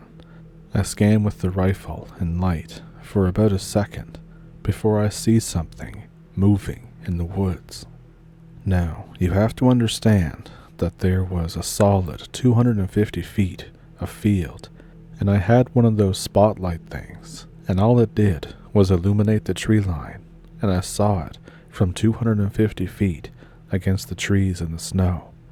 It was pitch black, not like a dark gray, not just dark, like the whole tree line into the abyss. You know that paint that is like void black or something, so dark it stands out even against other blacks. It was like that.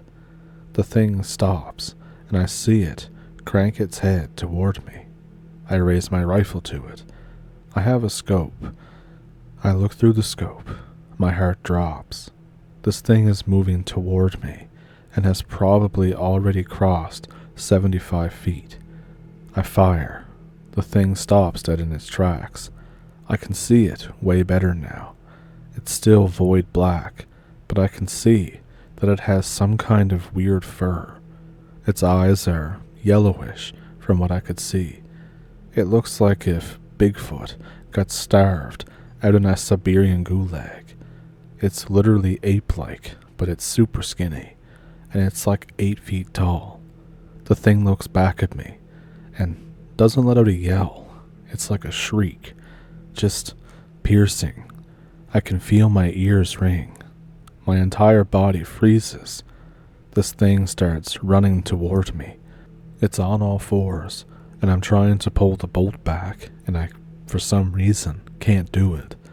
And then, the next part that happened, looking back, is kind of funny, but in the moment, it was terrifying. Jay comes flying out the door with his weird uniform still on and produces a Glock from his waist. He puts easily 10 shots down range. I can see this thing trip in the snow and roll. Carter is firing from the window with the rifle. I scramble my ass back through the door. The thing shrieks again and retreats back into the forest. I yell out, "Holy effing shit, dude." Jay is checking me over since apparently I gashed my arm getting through the door. Carter is staring out the window, glaring into the woods. Jay bandages my arm, and we all sit in collective silence for 15 minutes. I decide to block all the windows with random stuff and barricade the door. We move dressers and anything else big enough to block the windows and moving the couch in front of the door. We all sit in the front room behind a flip table. About an hour passes. We hear something come up to the window beside us. We hear a move to the front door, and then it lets out this ungodly howl that scares the hell out of all of us. Then things go quiet for about 3 minutes, and then the sound of crumpling snow. We hear 2 to 3 more things go to the door, and a grunt, and then the thing starts pounding on the door. Jay stands up and fires 3 shots through the door, and that screech comes again. We all collectively decide to move upstairs to the top of the stairs. We set up there. After about 30 minutes of banging, the door stops. There's more screeching, and there's screeching off into the woods. All night long, these things circle the cabin, screeching. It's just endless. The sun starts coming up. The screeching fades into the woods, and then there's complete silence for 2 hours. I end up essentially passing out from exhaustion. Carter follows immediately after. Jay stays up. He had a whole bunch of caffeine in his system. He was making instant coffee with our hot plate. 3 hours later, we wake up. I'm not sure if what happened was a dream or not. I sit in bed for like 5 minutes. Jay knocks on the door and comes in. We talk for a while about what happened. Carter enters.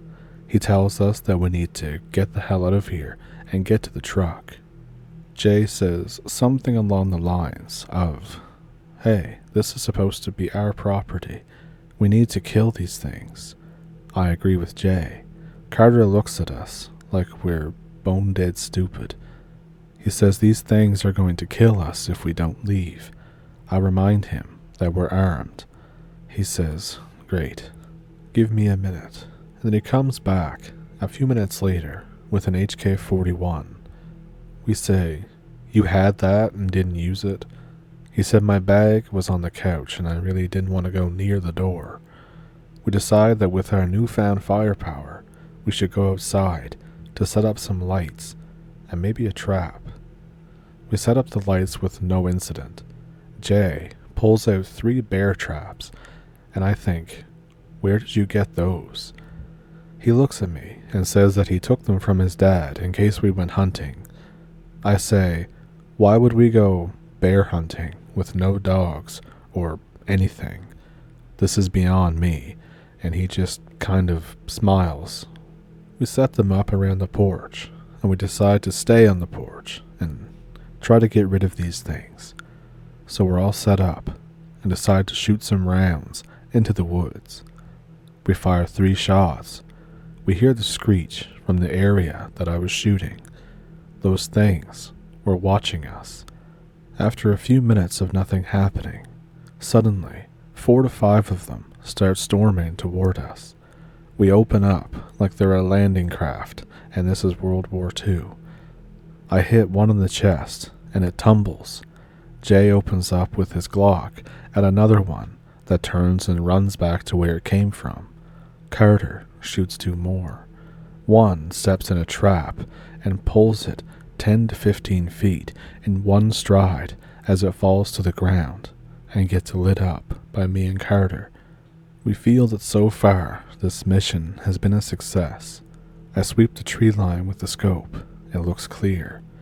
We approach the corpse of one of these things. Now for this, I rely on Jay and Carter's accounts of the story, as I'm nose blind and my smeller don't work. They say that the thing smells like shit. They described it as the smell of our spent ammo mixed with shit, or farts. One of them that had dropped suddenly starts twitching on the ground. We have to shoot it a few more times before the shaking stops. We debate on heading home. It's probably 5 to 6 o'clock. The sun's pretty much down. We decide to spend one more night and then go at dawn. We bunker up in the front room and we sleep in shifts. After mine, I pretty much pass out immediately, and I end up sleeping through the night. I wake up in the morning.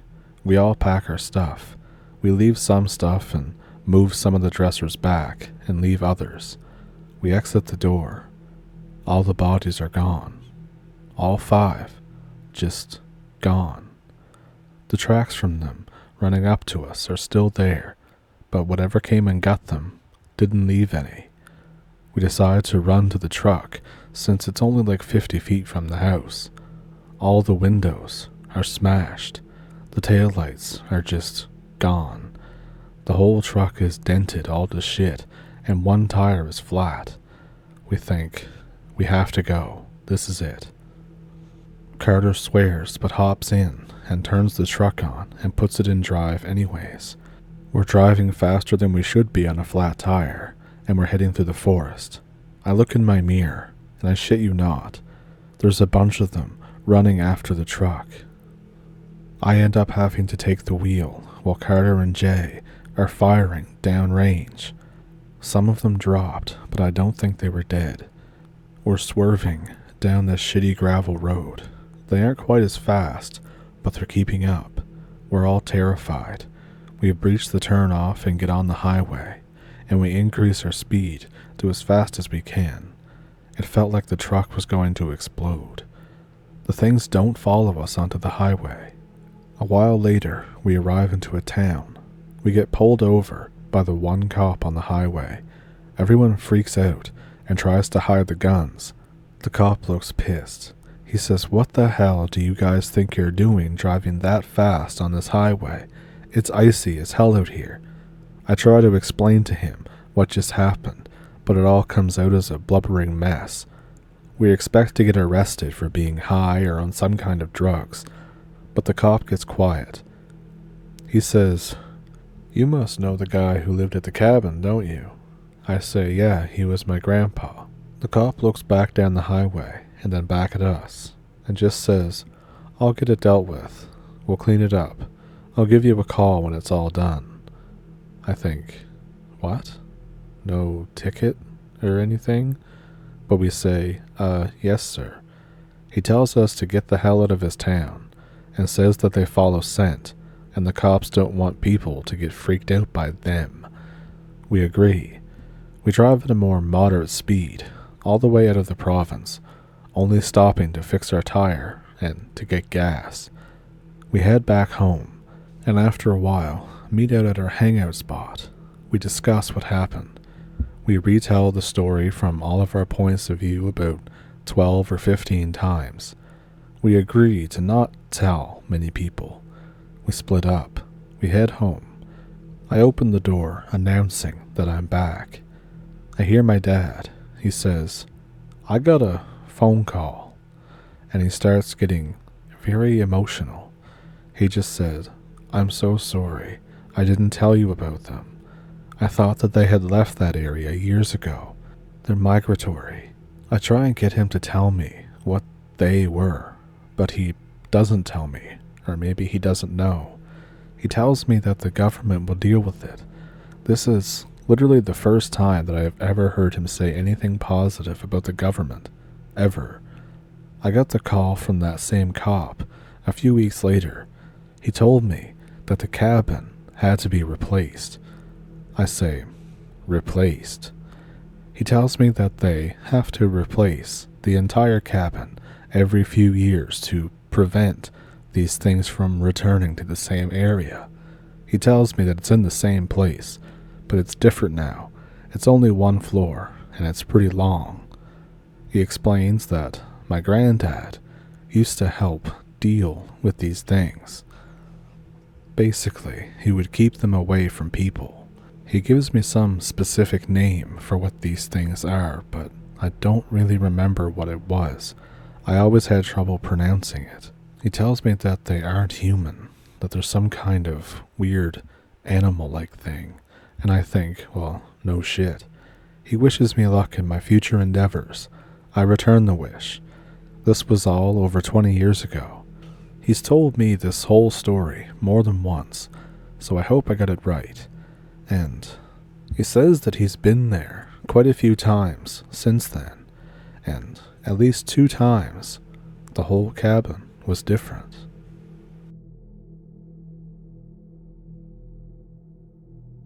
I'd like to tell this story from my childhood. I more so just remembered it after reading some other stories on the internet. Basically, it happened when I was a kid, and over the decades, it kinda just goes into the back of your memory, and then you read something, and it piques that memory. That's what happened. So, I was a kid. I'm British. I went to Cumbria to spend the summer at my uncle's, while he and my dad work on his house. My uncle lives with my grandmother, and they have this really huge house that's in the middle of nowhere, or middle of nowhere for us anyways. The area is quite hilly as well. So as my dad and uncle work on the roof, I decide to go explore in the gardens. A small clearing of land surrounds the house before it transitions into a thick woodland. I see a patch of no grass in this small area. I head over to see it, thinking it was a log or something. It's a deer carcass. It smells like death. But deer are common in this area, and it's very common to see a dead deer. I remember it like it was yesterday. The flesh had been torn from nearly every bone, but from around the head. As a kid, I just felt a cold sweat, and I just turned around and left the area. I headed back to the house. I climbed up on the roof via the scaffolding to tell my uncle about the sighting. I remember him pausing as soon as I said it, and then looking out towards the clearing that I was talking about. After a momentary pause, he said, don't worry about it. It's probably just a fox." I think, a fox? Are you kidding me? But I take it as it is. I shrug it off. I go inside, and I call it a day. So sometime later, about 2 weeks or so, myself, my uncle, and my dad head down to the local DIY store one morning. We were getting some tools and some slate or something. Nothing unusual. We head back home and have some lunch. My grandmother says that while we were out, she saw something. A black figure walking around on all fours in our driveway. She said that it looked like a big dog, but its hind legs were longer than the front. But it was just a shadow to her, and she couldn't see it very well. Me as a kid is immediately stricken with fear. I immediately think about the deer corpse that I had saw. My uncle, who has been in a woods plenty of times, tries to say that it was a wildcat, a black panther or something. This is a reasonable explanation, as in the 1970s, owning large cats was banned in England, so many people just decided to abandon the cats by letting them free into the woods. But no big cat would go so close to our garden, not to mention our driveway, as apparently they are very timid as far as big cats go. So I spend the next week or so really nervous. I don't go outside that often. Now after that though, nothing happened for a number of weeks. It was so long that I had forgotten all about what happened.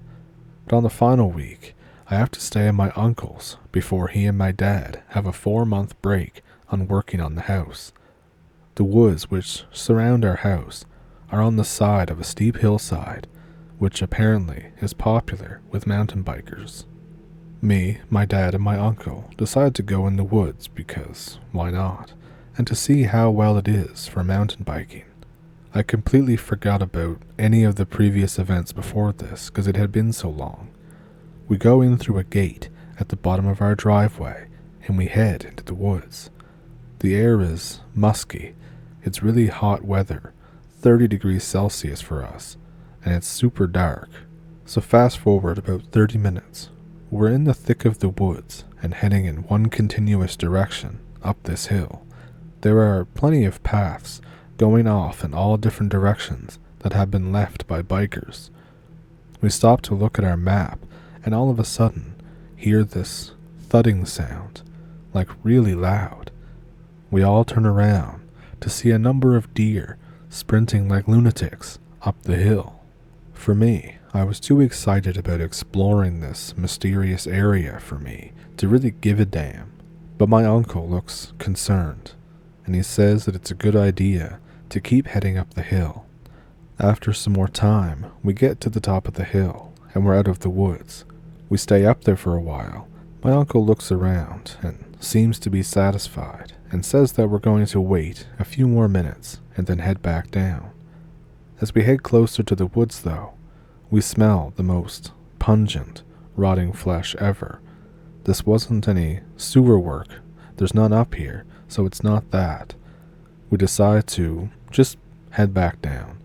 My uncle gets into his bag and pulls out a large kukri blade. My uncle then decides to tell us that when he saw those deer running, he saw something else, and he said that it was standing upright, but it had the posture of a dog or a large cat on its hind legs.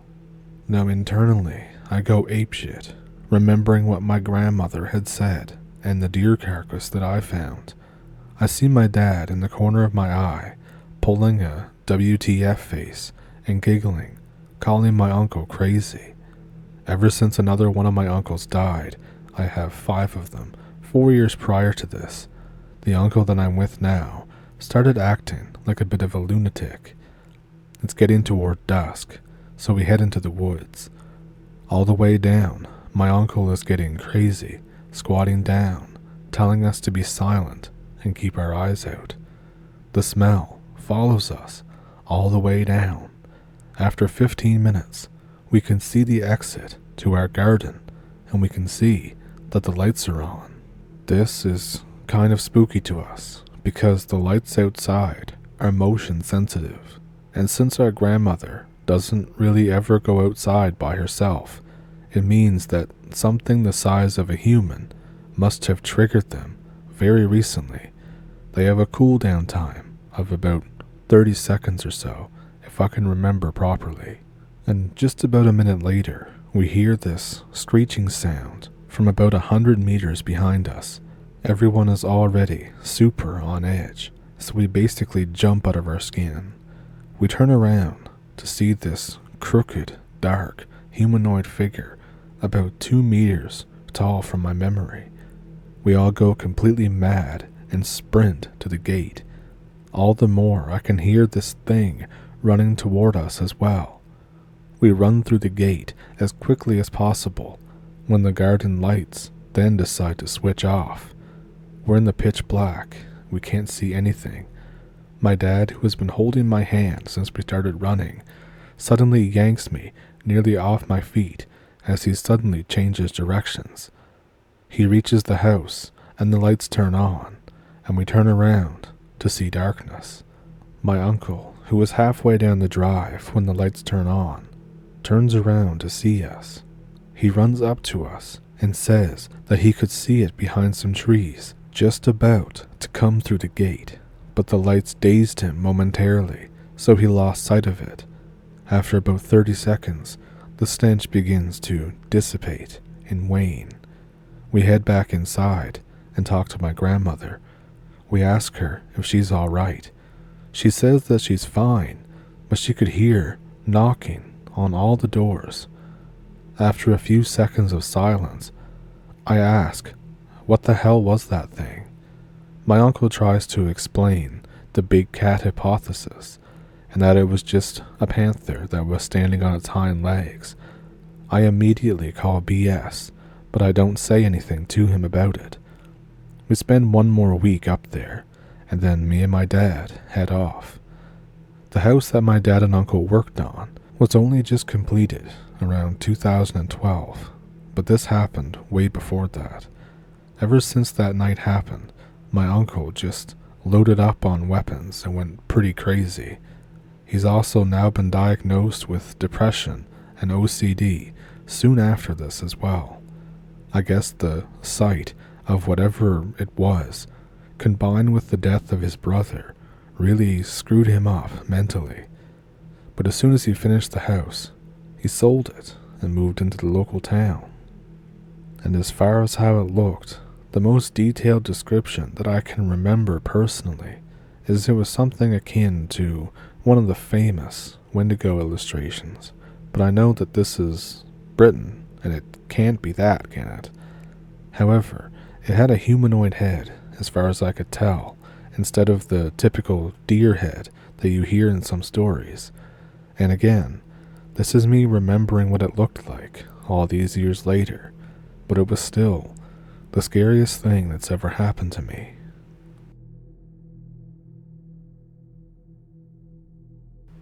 I have a story that I'd like to tell you that happened to me recently. I live in the United States, in the state of Georgia. I live in a tiny city called Dawsonville. I think there's around 3,000 people maximum living there as of 2024, but it could be a little less than that. I didn't exactly go around counting, if you know what I mean. Anyway, to cut to the chase and give you all the goods, there's this place nearby called Dawson Forest that you may possibly have heard of before. It's about a 20-minute drive from my city, but it's home to some seriously crazy rumors that I just could not help trying to check out for myself. I'll give a little bit more background information, and then I'll get into the story. So in the late 1950s, the United States Air Force purchased property inside Dawson Forest and built what used to be a secret research facility. I believe it was called the Georgia Nuclear Aircraft Lab. It's been out of commission for around 54 years, but people who live around this area and who have ventured in the forest always whisper rumors about strange lights and creatures that they've never seen before. I have heard talk of a deer that grew a second head due to the radiation in the area. Back when it was built, absolutely everything nuclear was top secret, especially with the growing tensions of the Cold War. They wanted this facility to be built somewhere that no one would or could snoop around, but this didn't stop rumors from circulating when some locals caught wind of the facility. I'm only 22 years old, but my family have lived here for years and years, and they have all told me all the stories. The rest of the information on this place is available online. You can look up everything that I'm telling you. The place was locked up tight with massive amounts of security, and at the time, you needed clearance just to get anywhere near the place. When they were developing the area for this site, they had to come up with a quick solution for the trees that they were left with that they had to cut down. Loggers, of course, could not get any security clearance to get near the site, and so the people involved there took thousands of dead trees, piled them up, and just burnt them. There are still first-hand witnesses alive today who still live in the city that attest to seeing a giant yellow glow coming from the forest because of this. Because the bonfire was so large, the glow reflected off the clouds, and people miles away could see it clear as day. It was a secret atomic facility burning as bright as the sun. People thought that it was the end of the world. People back then spread rumors about the place being used to observe UFOs and other alien craft that had been brought from other places around the United States to Georgia for study. The Air Force apparently never really cared about these rumors. This is because they were so far off from the truth that it helped to keep the secret from the public. This is a fact, too. Anyway, I had known about this, and I had heard stories for a fair while, but it wasn't until a few weeks back that I grew especially bored and was looking for something to do. I've always had a love of the outdoors, and I've done quite a bit of exploring and hiking in my time. I decided to do some more investigating, and then to go there. So of course, I researched the place extensively online. I look at articles, documents, and all that kind of stuff. I talk to my parents about the place, what they remember, all the local rumors and such. I talk to older people around the neighborhood who I know. I get excited, like really excited. I hadn't been on a hike or explored anywhere in a couple of months, so I knew just how much I was going to enjoy this. I explained the entire story about the area and the facility to my buddy Mark, who is also an avid hiker and who also accompanied me on treks before. We used to do a lot of urbex when we'd stop by in different, bigger cities. He seemed interested, but he wasn't convinced about the potential for exploring. He says it's probably all just sealed off, and that we'll get there, walk a little ways in, and then have nothing to do. He says he doesn't want to waste an entire day. I'm practically begging him to just give in and say yes. I promise him everything under the sun if the place turns out to be boring. He reluctantly says yes, and I thought, sweet, let's do this. Neither of us have a car, and both of our parents are busy, so we're going to do this old school. The walk was long AF, but we don't really mind. We really enjoy walking, and the exercise is nice. The walk took us like 3 hours. I only realized about halfway through how bad of an idea that it was, but by that point there was no turning back. We reached the entrance to the forest. We're both puffing and panting, not looking forward to the walk back home. We decide to make the most of the daylight that we have and make our way in. The place is completely open to the public now. It's not restricted land at all, aside from the abandoned facility itself, but I'll get into that. Radiation was reported to be above normal background radiation level, but that was in 1997, so I figure it should be okay by now. It would be incredibly stupid for them to open the place to the public if it wasn't safe, so I'm not really worrying about that at all. Mark has a slight interest in photography. It's kind of weird about it though. He prefers taking photos in a retro style on really old cameras from the early 2000s and the 1990s because it's aesthetic, or some other word he used. He has some PowerShot camera thing from 2002. I guess that qualifies as retro now. We get a good ways in and take in our surroundings. The place is actually pretty pleasant. Lots of great scenery, and surprisingly, a lot of animal activity, considering its supposed radiation levels. Strangely though, there's no bird singing or any kind of bird activity at all. It's very weird, considering the place is now supposedly a wildlife reserve. We're starting to lose quite a bit of light by this point. It's definitely not pitch black, but the sun isn't glaring either. I spot some kind of glint in the distance. It's kind of hard to make out, but it looks like some kind of deer. It's not a regular deer though. It's completely white. I'm not talking about like sun-faded fur or a couple of splotches. Every inch on this thing is pure white. This is not the only thing strange about it. It has a third antler instead of 2.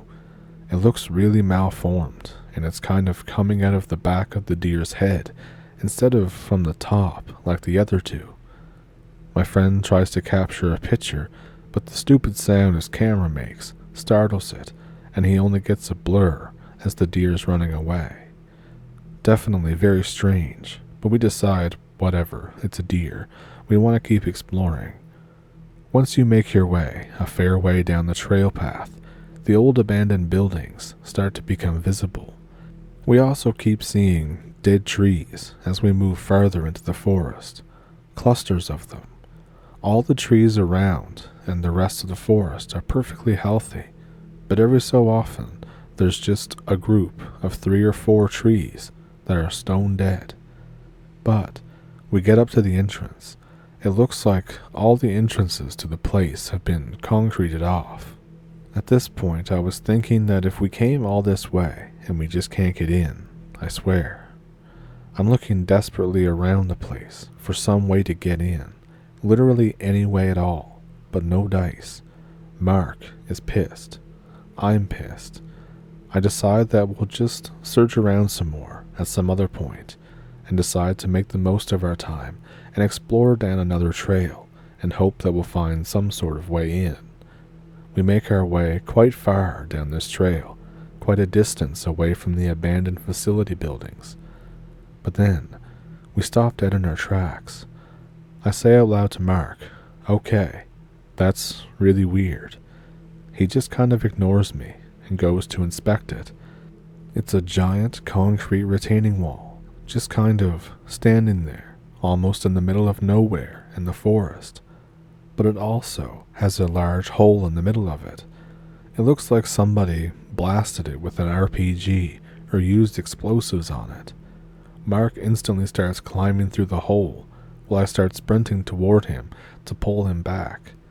I'm yelling at him, calling him an idiot because we shouldn't be screwing around with stuff like this. I reach the hole, but he's already in it. There's a tunnel entrance just right there. Mark is already completely out of sight, and I rush in to try and catch up with him. The tunnel is crude, and there's dirt scattered all around. The smell is absolutely foul. It smells like a combination of bleach and vomit. The tunnel goes on for a ways and opens up into another retaining wall, which also has a hole leading to another series of tunnels. It takes me what seems like forever to get through the whole system, but I haven't caught sight of Mark once since he rushed in. Finally, I see what I think is the exit. Bear in mind, I've had to crawl through these tunnels as there isn't enough headroom for me to stand up. My knees are on fire, and I'm just relieved to be able to rest. As I'm exiting the tunnel, I bump straight into Mark, who is sat motionless on a metallic staircase. I almost crash into him, but I manage to catch myself before I push him over the railing. I start to talk, but Mark immediately jumps toward me and covers my mouth. I'm thinking, yo, what the hell, dude? You just disappeared on me, and now this? Mark just points his finger. I start to look around the room where his finger's pointing to. We're in some kind of concrete room, way underground. I'm not sure exactly how far we are, but it has to be at least 20 feet deep or so, probably more. And the walls. Holy shit. The walls are just absolutely lined with bugs. I'm not talking a few flies here and there. I mean piles and piles and piles of bugs, all bunched up together. A pile of spiders is all huddled together. A pile of abnormally large cockroaches stacked on top of one another, all stretching across the wall. Just loads and loads of bugs. None of the bugs are doing anything though, except for what looks to be vibrating. They are kind of moving side to side in a bunch, but only ever so slightly. The air in the room is pungent. It smells as foul as you can imagine, like someone died and then was left there for hundreds of years. I chalk up the smell to the masses of bugs. There's piles of them writhing on the ground below the stairwell. There's almost no room to move at all. Mark is absolutely shit scared of bugs, so it's no wonder that he's frozen in place. He's shaking as if we were in the Arctic. I can't get a single word out of him. He somehow manages to stabilize himself and not run straight back to the surface. He finally begins to speak. Dude, what the F is going on here? I have no idea what to even reply to him. As I'm searching for the words, he says again, dude, what the F, there's something glowing over there. And no kidding, near the floor, in one of the corners, is another pile of cockroaches, but they're not the color they should be. Their hue is slightly tinted. It's almost kind of a yellowish color on them, and they aren't the only ones either. There's a few other masses of bugs that are ever so slightly tinted with different colors, a slight yellow, a slight orange. The number of bugs must have numbered in the thousands. Also, even though they were vibrating, there was no sound coming from them whatsoever. I'm in the process of standing back and telling Mark that we just need to get the hell out of here before we make too much noise, and we start getting swarmed by hordes of bugs. Mark waves me away and hushes me up before I can say anything. He tells me that he thinks he's found a way into the nuclear research lab. It's really hard to make out due to all the bugs, but there's a very small door, something like a closet door that a maintenance worker would use. Mark is shaking like hell and has a trembling lip, but he tells me that we need to check it out.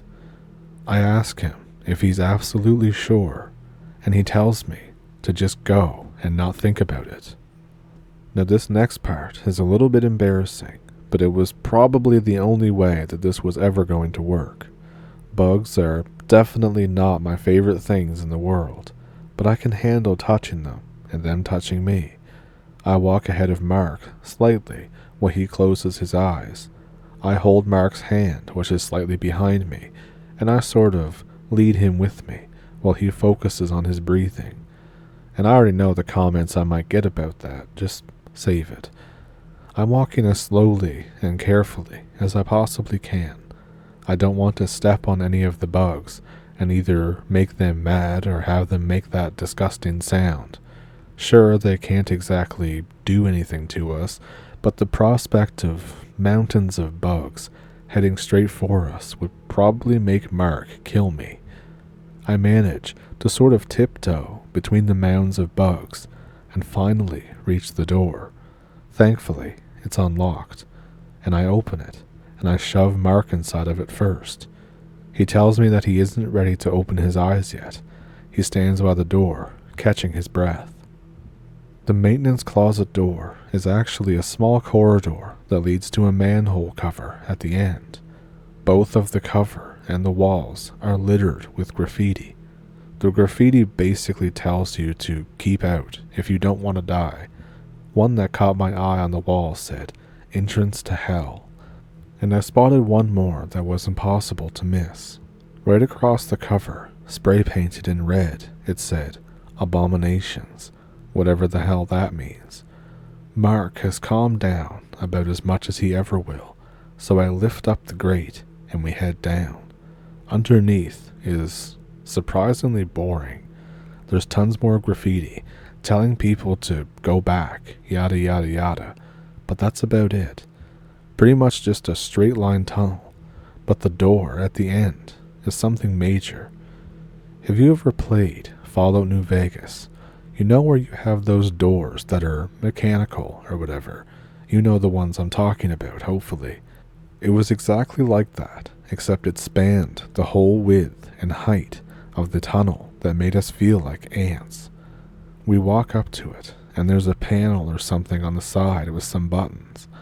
We think that they're not going to work because this place definitely shouldn't have power for decades.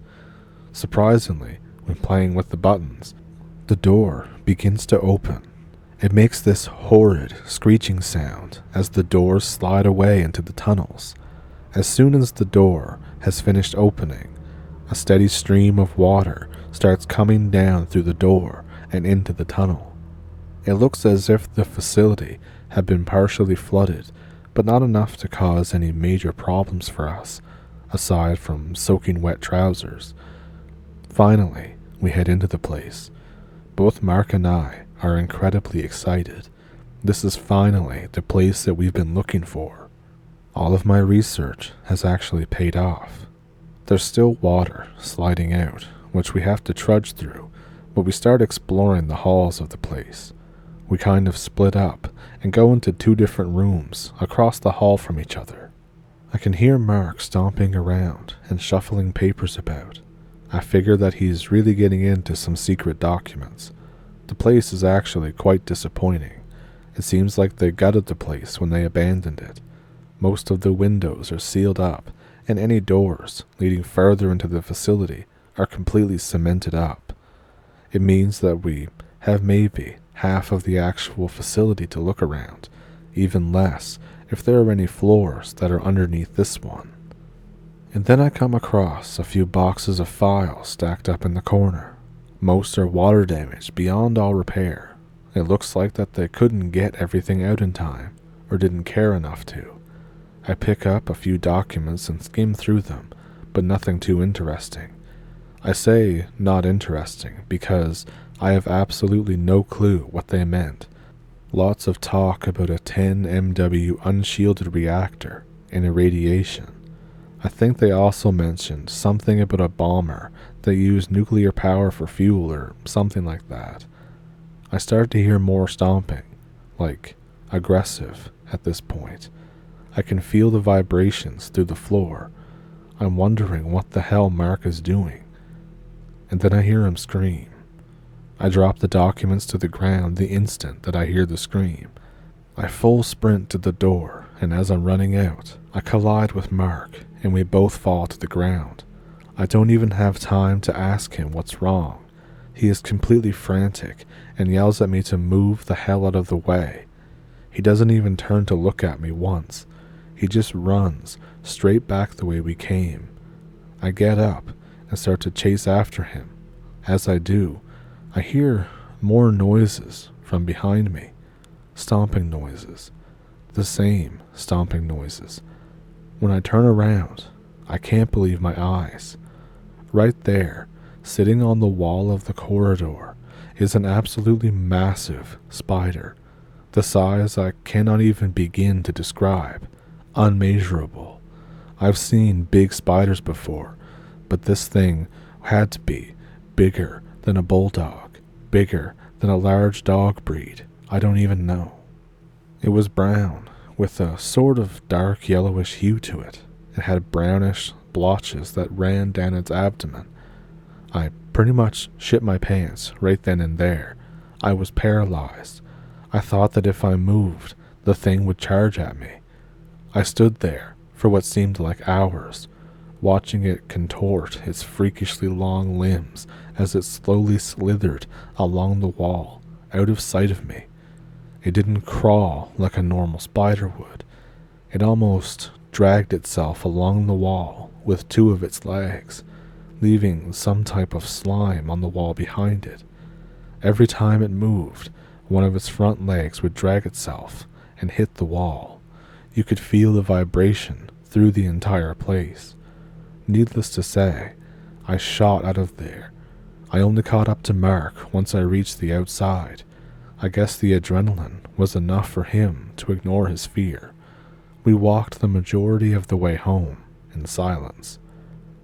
After everything had died down, a few days later, I asked Mark what happened. He told me that he kept trying to explore, but kept feeling vibrations that he could feel through his legs. He thought that I was running around or jumping or something, so he peeked his head around the corner. He told me that he looked down the hall and saw the thing emerge from behind a corner, ever so slowly. Apparently, it came out pincer first. They stretched inches away from its face, and he watched as the spidery mass dragged its whole body around the corner, and that's when he screamed. As soon as he let out that scream, the thing started to, well, not run because it couldn't, but it started to drag itself much faster than before. Mark told me he fumbled with his camera and only took a blind picture before his instincts took over and he bolted out of there. Because he couldn't take a proper photo, he only managed to get a picture of one of the limbs. What the hell did we stumble into? So my cousin's learned his lesson about never driving loads without a gun, and he ends up needing that gun in another story I could tell. It's not really paranormal, but I might tell it if people are interested in it. He also learned, like a lot of drivers do, that the real money is out west, driving long-ass hauls to various podunk old mining towns, still trying to stay alive out in the mountains or the desert.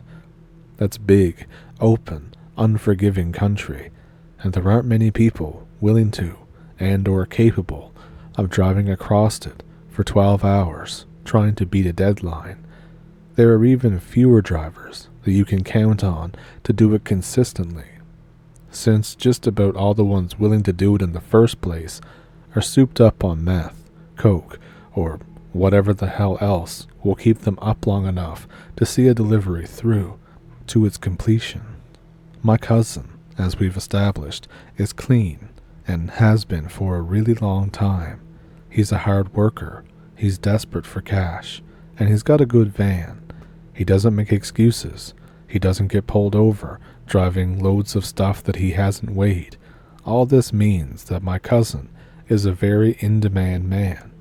And what's more, it means that he ends up doing a lot of high-leverage jobs that need to be done quickly and correctly, and as such, those jobs pay very, very well. So basically, this story begins with my uncle being asked to do such a job. A good, trustworthy dispatcher has a client who needs an assload of parts delivered to his business in Flagstaff for an order that has to be assembled and sent off ASAP. They need the parts by the next day.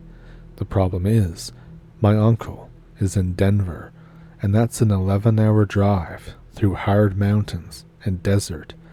Making matters worse, the load is technically too heavy for his van.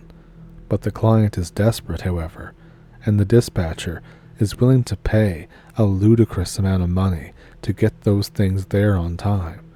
We're talking $3,000 for 11 hours of work, with gas paid for, in like 2015. A random fact about my uncle is that I've always called him Uncle Bill, but he's technically my cousin, but he's kind of always functioned as my uncle, and is also a lot older than me. But I can assure you that he's my cousin and not my uncle. I just call him that. Random, but I figured I'd throw it in. So he hooks up with the dispatcher, and they load the van as full as it's ever been.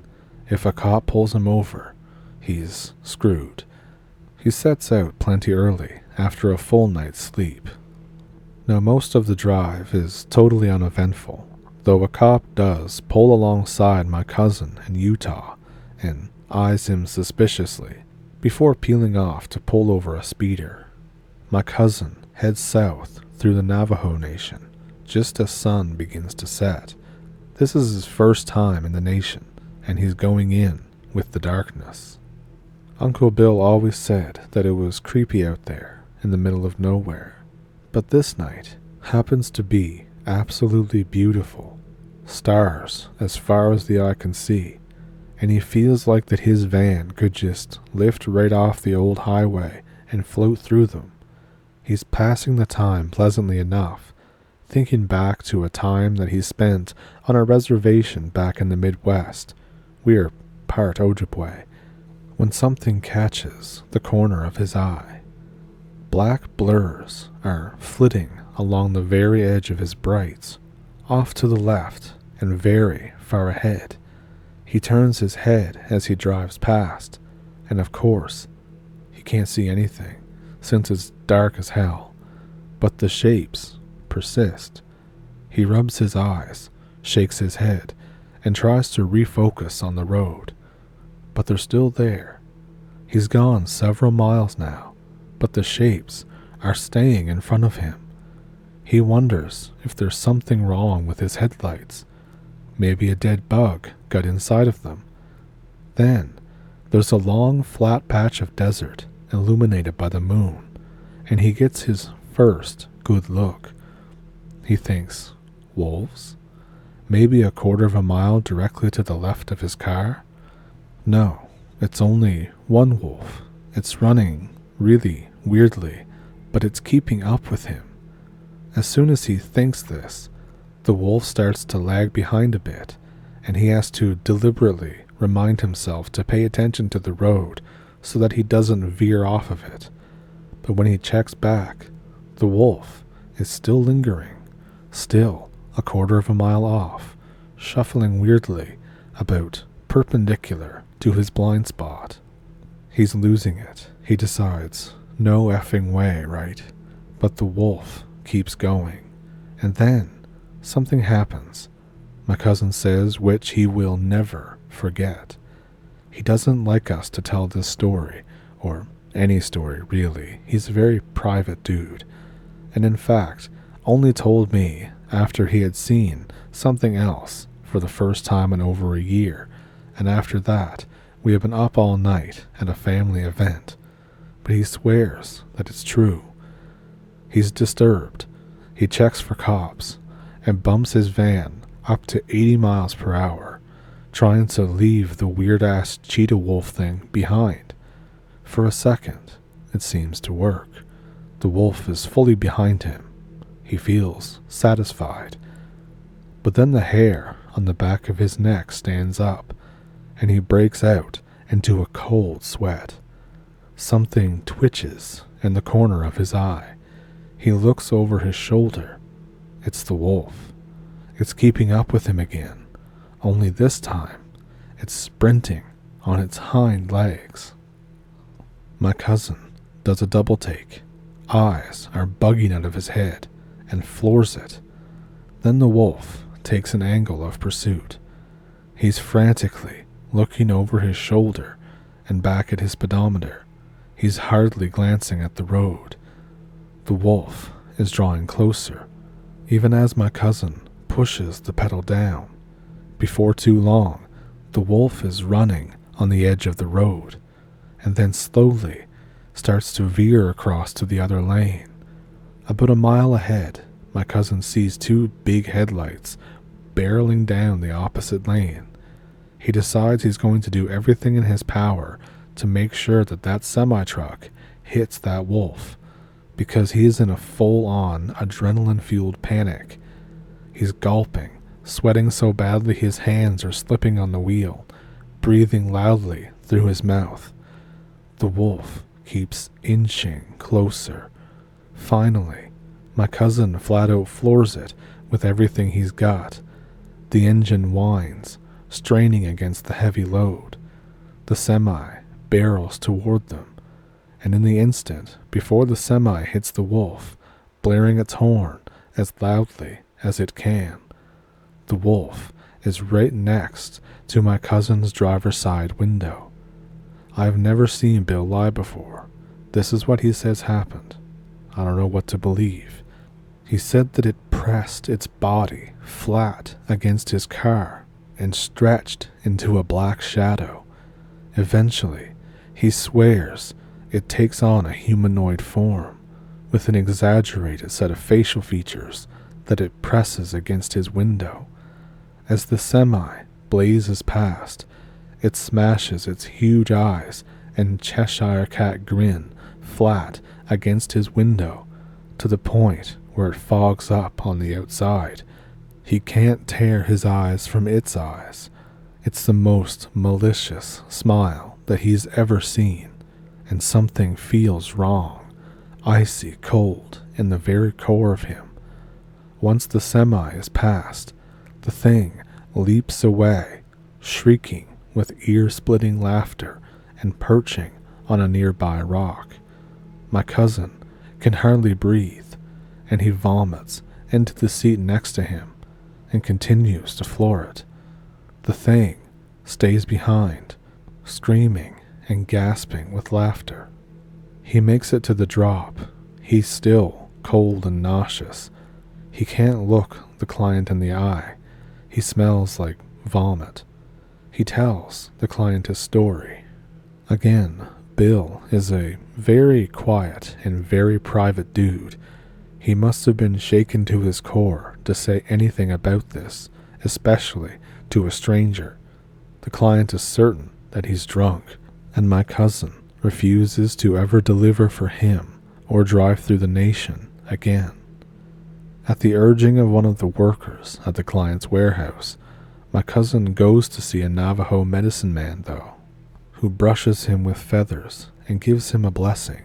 My cousin pukes again and feels right as rain. And that's the story of the time that my cousin met a trickster or a skinwalker.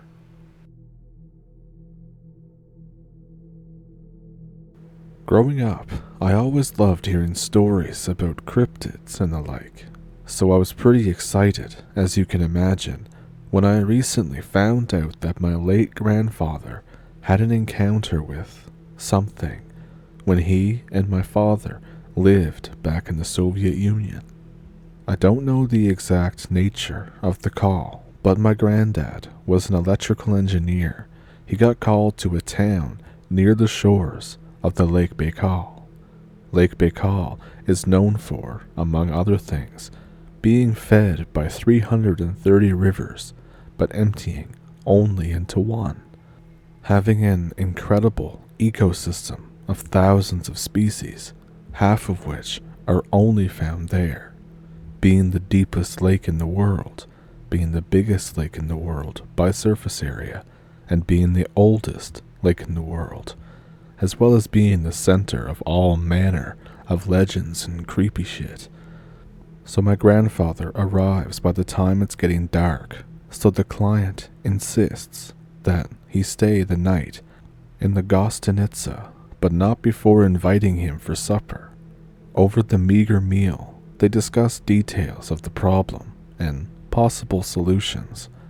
As the sky darkens, the client makes an odd remark that sounds out of place coming from the mouth of such a fellow. He said, "Do take care not to leave your room in the Gostinitsa during the night. There are creatures out there." After checking how much vodka the client had drank, my grandfather asks him what he means, and after a little hesitation and a request for him not to talk about this to any officials, the client obliges my grandfather. Around the forests, we find huge mounds of droppings with whole skeletons intact, of sizes of everything between and including wolves to bears. These shit mounds are left by giant snakes that live in the lake. Now, you wouldn't think a snake would want to venture out into the freezing cold lake, although it would make a great deal of sense for such a creature to reside in burrows deep underground, some of which may lead into the lake. Reports of sightings of the creatures are only heard once or twice a year, he said, compared to the often seen mounds because, well, human bones, too, fall under the purview of everything in between. And when a set of bones is found, reports of a missing person from as far as a few towns over are never that far behind. But try not to think too much about what I've just told you. Just stay in your room for the night, and do have a good night's rest. My grandfather had a little trouble not thinking about this as he made his way to his room that night, as he frankly thought it was just a story. He even said that he thought it stank of giant snake shit. So, giving the whole silly thing no more thought, he changed into his nightclothes and swung open the room window to let a cool breeze in. He studied the schematics a little longer until he was satisfied that he had figured it out, and then got up to extinguish the light to get some sleep. Turning toward his bed in the now dark room, he sees, peeking through the open window, the head of a huge snake, illuminated by pale moonlight. Its further tongue is flicking up and down. As any sane man would do, he ran into the closet and shut the door behind him. For not more than 20 seconds, he heard the most infernal thrashing of wood against wood and leathery flesh, and of papers and bed covers being whipped around at breakneck speeds. That small time felt like an eternity to him, as did the minute or so until he heard rapping on his room's door and a man's voice. "What the hell is going on in there? You've woken everybody up, and I've called the police." My grandfather rushed out of the closet, through the wrecked room, and out into the hallway, slamming the door behind him. He gets accosted by the owner until the police arrive, who inspect the room, or what was left of it. Papers are all about. The furniture is reduced to splinters, and the bed covers were nowhere in sight. My grandfather collected his few remaining things, and as per police's orders, was given a different room for the night. One of them stepped aside to talk to my grandfather. He said, "Don't open your window again.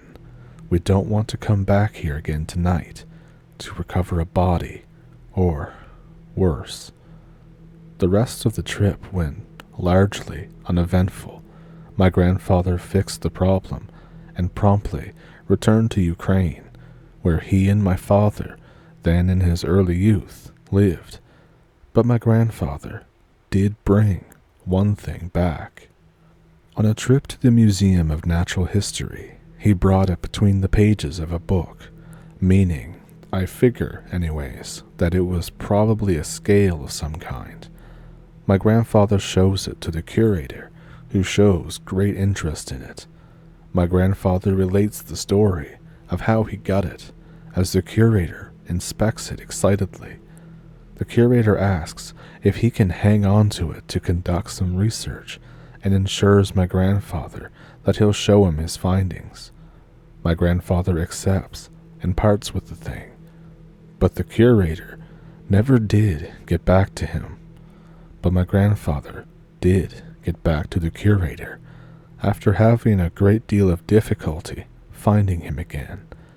The curator responded almost angrily when questioned about the item and his research on it. He said something along the lines of, "That thing that you brought me was a total hoax and nothing more. I've decided I want nothing to do with the damned thing, and I suggest that you decide the same." And that essentially concludes the story. Now, the strangest thing about this story, at least to me, is that before hearing it, I had heard all sorts of strange goings-on in and around Lake Baikal, but never anything like this.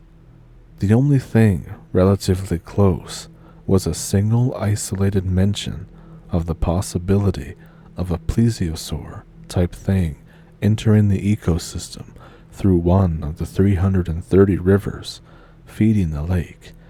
Since one of those things could possibly be mistaken as a giant snake, but there's just about nothing else, no other mentions. It's quite the peculiar affair, isn't it? What's hiding or being hidden at Lake Baikal?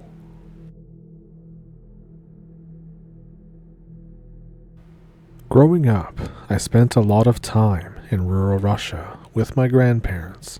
The village was kind of secluded and surrounded by pine and oak woods, with a small lake and a cemetery on the sides.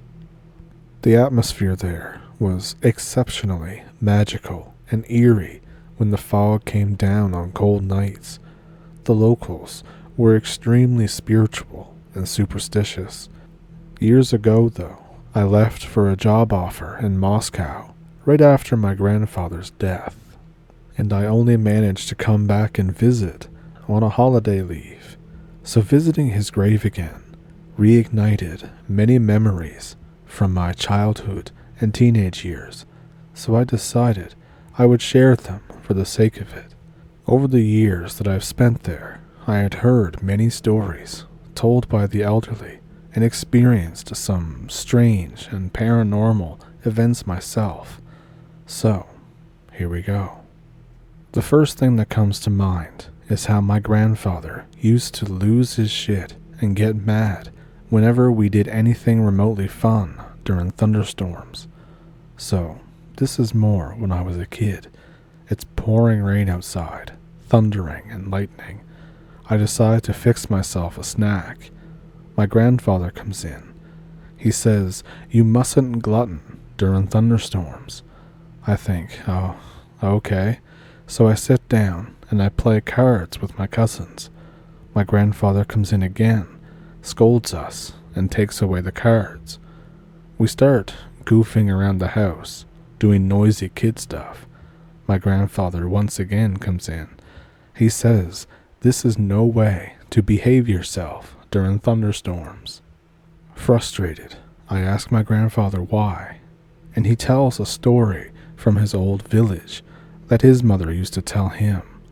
It was the early 1930s. This was in a small, now non-existent village in Bryansk Oblast. It started to rain, and no more work could be done in the fields, people gathered in a local hub for a dance night.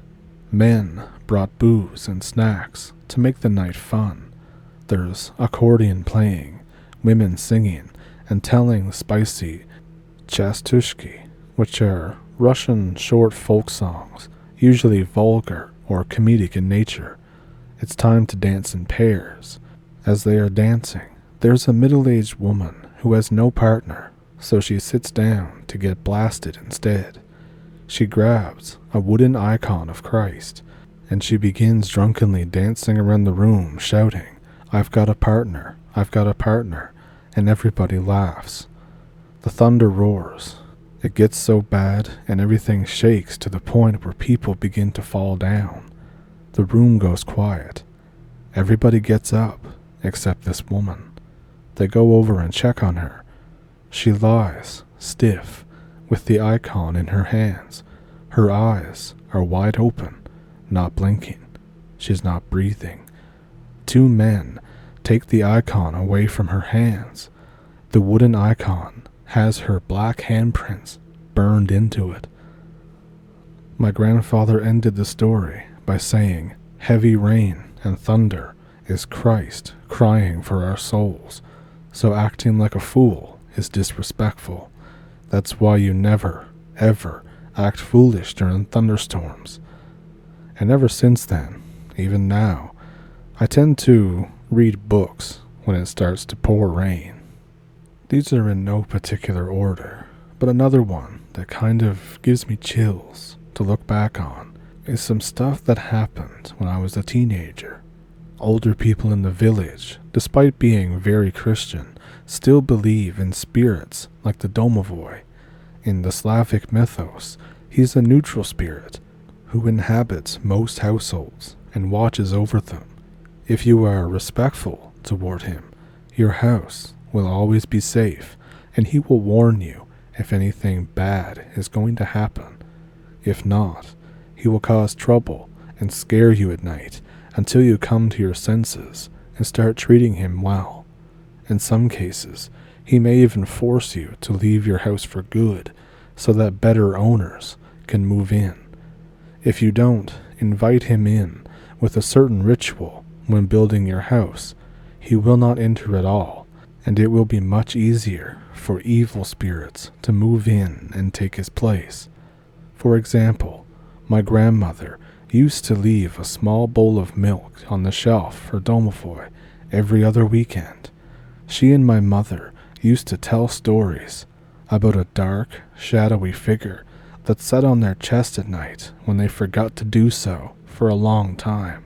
Now for me, I grew up to about 190 centimeters before my cardiovascular system could adjust when I hit puberty, so getting sleep paralysis was a very common thing. Sometimes I would even get 3 to 5 of those in a week, so I laughed at their stories and told them the medical implications of this occurrence, like a teenage smartass that I was. And then, a couple of years later, I noticed a pattern that made me doubt that I was really that smart. You see, when I got sleep paralysis in the city apartment where we lived when it was school time, there was no consistency in the figures I would see. Sometimes there were fat, shadowy people. Sometimes it was a humanoid with very long legs. Sometimes it would be a worm-like creature, disfigured animals, and large insects. Sometimes I would just be staring into the corner when I can't move. Sometimes feeling like something is sitting on me, or somebody is running around the room. It was scary the first dozen or so times, but then I learned to go with the flow until I wake up, like you would do in a regular nightmare. Sleep paralysis bros probably know what I mean. However, in the village, I would barely get sleep paralysis, and the only times I did, I would see the same figure. Either no visuals whatsoever, or a small childlike figure with black fur and big, yellowish glowing eyes. and the fur was always messy, like you would see on an old street dog.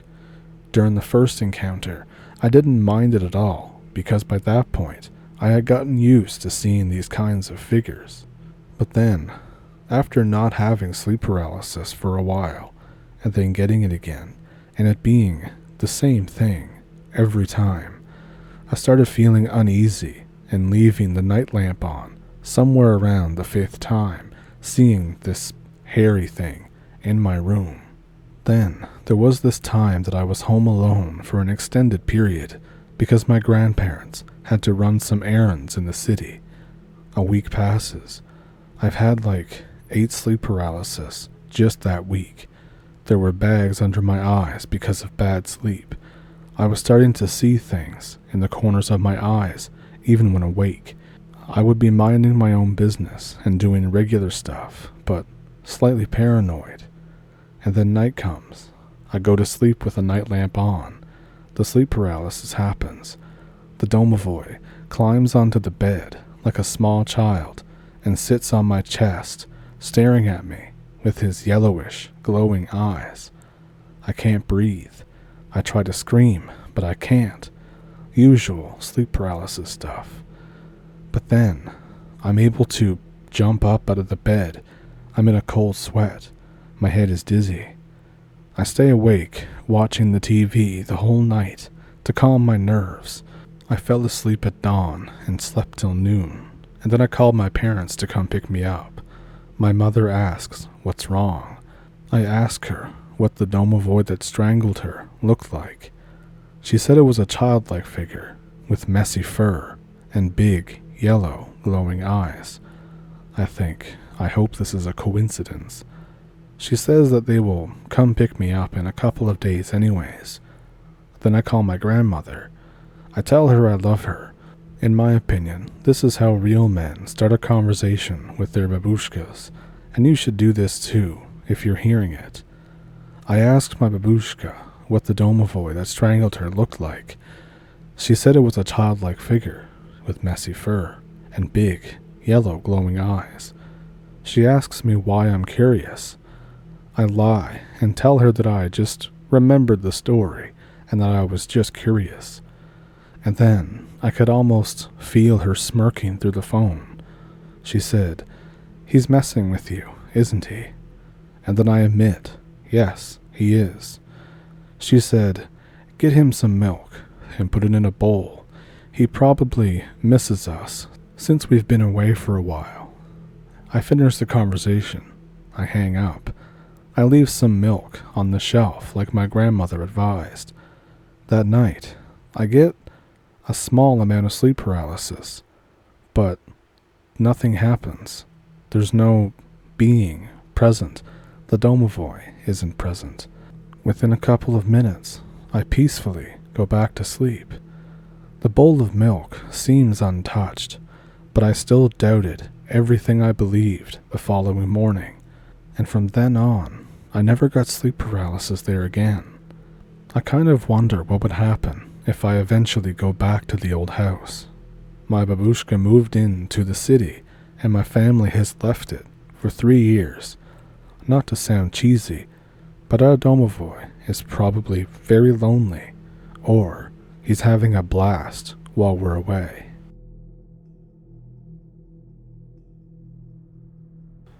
Something very odd and shocking happened to me. I don't get to talk about it a lot, but I've been surfing everywhere I can on the internet to try and find something even similar to what me and my friends saw.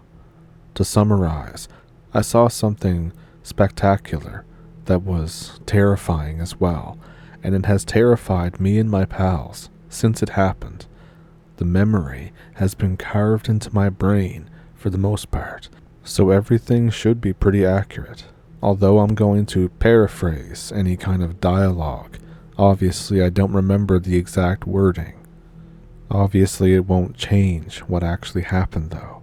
This occurred in June of 2019. At the time I was 25 years old. I was an army vet living in the boonies of wooded south central Kentucky. Enough forests and woods to spend your whole life walking through. I was turning 26 soon, so I was in a good mood, high spirits. I decided that I wanted to go on a camping trip with some friends on a bit of a spur-of-the-moment decision. So I called my guys together, Samuel, Dylan, and Christo. We had this place that we always would go camping to. Probably not after this, but for reference, it's definitely in the Barron County jurisdiction. So, we got our supplies ready. 4 coolers, 2 small tents, some beer, and a bunch of other stuff. Christo gets in his truck and picks up the other guys, and then comes to my place to pick me up and the supplies. Even still, very high spirits, all of us are. So I put the supplies in the back with Dylan and sit in the truck. In between Christo making a joke or doing something stupid, we're always pretty quiet when focusing on something. So truck rides or setting up camp or just working in general is always an awkward silence for us. And we're some loud people too. So we drive out into the middle of nowhere and walk up the very long, crude trail that us and some other guys made way back when we were seniors in high school. Finally, we arrive at our spot after probably an hour of walking. So fast forward a while, all of our tents are up and everything else is ready. Christo grabs 4 of the coolers, and we all sit on some logs around what was going to be our firewood when night comes. It was only 4:30 at the time. So we grab some beers and start cracking around, just general screwing around. And then Samuel asks me, "So man, what are you going to do for your big 26? Before I even get the chance to say anything, Christo pops off and says, "Oh, ask Veronica, my girlfriend. She's the one who's deciding." And I think, haha, real funny guys. For some reason, my friends call me pussy whipped, and it's a running joke with them. So cue my sarcastic laughing and the rest of them cracking up. Something you should know about Christo, just so you get a better picture of who he is. He was born in Mexico, but he's a full-blown American patriot, a rebel boy. But he's a great guy, and the biggest party animal you've ever seen, and a very hard worker. He's 250 pounds and well over 6 feet of pure jackassery. Christo almost is never serious, but when he is, don't take it lightly. So, back to it. After my sarcastic laughing, I say, "Hey, just hand me another beer," and Christo obliges. And then Samuel says, "Now hold on a minute," and he pulls out a blunt. He says, "Don't drink anymore. Why don't we spark up?" I tell him that I thought we were saving those for bedtime. He says, "Well, we'll still have 2 left." I look at Christo and Dylan, and they don't really have an issue with it. So I say, "All right, I guess." Samuel is a little guy, no more than 5'4" and barely 130 pounds, but he's a heavyweight in every way that it matters, in eating, drinking, smoking, everything. Me and Christo hardly ever smoke, and this would be Dylan's first time. So Samuel lights it up and of course hits it first, second, and third. After about the 4th time, Christo takes it from him and hands it to Dylan. Dylan is hesitant. He doesn't want to. In between Samuel's laughing, he says, "Come on, Dylan, don't be a pussy." Christo shuts him up and says, "Dylan, you don't have to if you don't want to." Now Dylan is an average height guy, but around 300 pounds, very quiet in public, but a complete jokester in private. He falls over from laughing so hard. For some reason, Samuel's red face made us all just bust up laughing. And you might be asking, why am I telling you all this? And this is because I'm just trying to get across how great things were going, and just to get every detail out there. So after all this, we're done with them and we're just chilling out.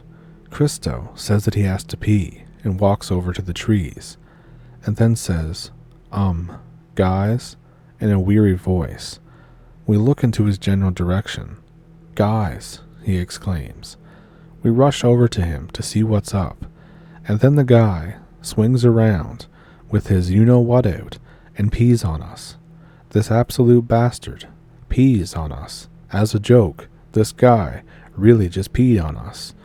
We were obviously pissed on and pissed off.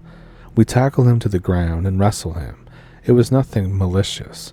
He was laughing the whole time and kept calling himself different celebrity names that do this. We get back over to the campsite and light a fire as it's beginning to get dark. Myself, Dylan, and Samuel take our now soiled shirts off and throw them at Christo. Christo, being the absolute Einstein he is, throws them in the fire. Dylan annoyingly states, "Christo, you effing idiot, now the whole place is going to smell." And then Christo says here and takes off his shirt and throws it into the fire too. At around 11 p.m., we decided that we wanted to go to sleep. Samuel and Christo call one tent, so I'm stuck in the other one with Dylan. Surprisingly enough, it gets hot in a small tent with a big guy like Dylan. So, I decide to take my sleeping bag and lay it beside one of the logs around our campfire. I remember, before dozing off, hearing Christo and Samuel tell some shitty jokes, but laughing to them nonetheless. And this is when the worst, most terrifying event in my life happened. Of the years I spent in Afghanistan and watching my friends die by my side, nothing I have ever experienced, or, Lord willing, will experience, will ever compare to what happened next. I'm shaking, even typing this, because of just how terrifying it is remembering this awful memory. I wake up with my head horizontal, sideways, so all I can see is the log beside me. I check my phone, and I watch the time switch over from 2:31 to 2:32. I look up and move my torso upwards with my elbows so my head is facing just above the log. To my surprise, I see Christo with his mouth absolutely gaped open, looking up and over at something. I also see Samuel sitting on a log with his mouth open too, looking in the same direction. "What's going on?" I say, rubbing my eyes. My question was replied to with a cold silence. I annoyingly get up to look in the direction they were looking at, and this is what I can only describe as an evil confusion. I felt absolutely shocked whenever I saw what this thing was. The top of this organism was a crude sphere, which I am guessing was its head, although it could have been a torso. Its head, quotes, was just below the canopy of the forest. On what I'm saying is its head, I couldn't see any orifice. Directly below what I'm loosely calling its head was its legs. Yes, if the top of this creature was its head, then its head was attached to its legs. It had 3 legs, 2 in the front, and 1 kind of trailing behind. As it walked, this monster's legs stayed notably and oddly straight, but it did bend like a knee would. Its skin, I think, is the hardest part to explain. What I can best offer is that its skin was gray and tarp-like, almost like plastic, but not like plastic. It's so hard to explain. It was similar to what you would see on an elephant or a seal, I guess. It looked like if you scratched it, it would make a noise like a knife on a blackboard. This abomination was walking not necessarily at us, but at our 8 o'clock position. And then cue a very deep and loud, what I'm going to call humming. It was so loud and deep, it made the ground vibrate. I knew that it was coming from this creature, but it was so loud, it's almost like it was coming from the sky. After what I'm liberally calling 2 steps to our 8 o'clock position, I hear a zipper as Dylan opens the tent and he steps out. He walks to directly beside me and is still sitting Samuel. His mouth is wide open as well. Given our location and how big this monster was, We've come to call it the Kentucky Colossus. This Colossus was now probably 35 to 40 feet away from us.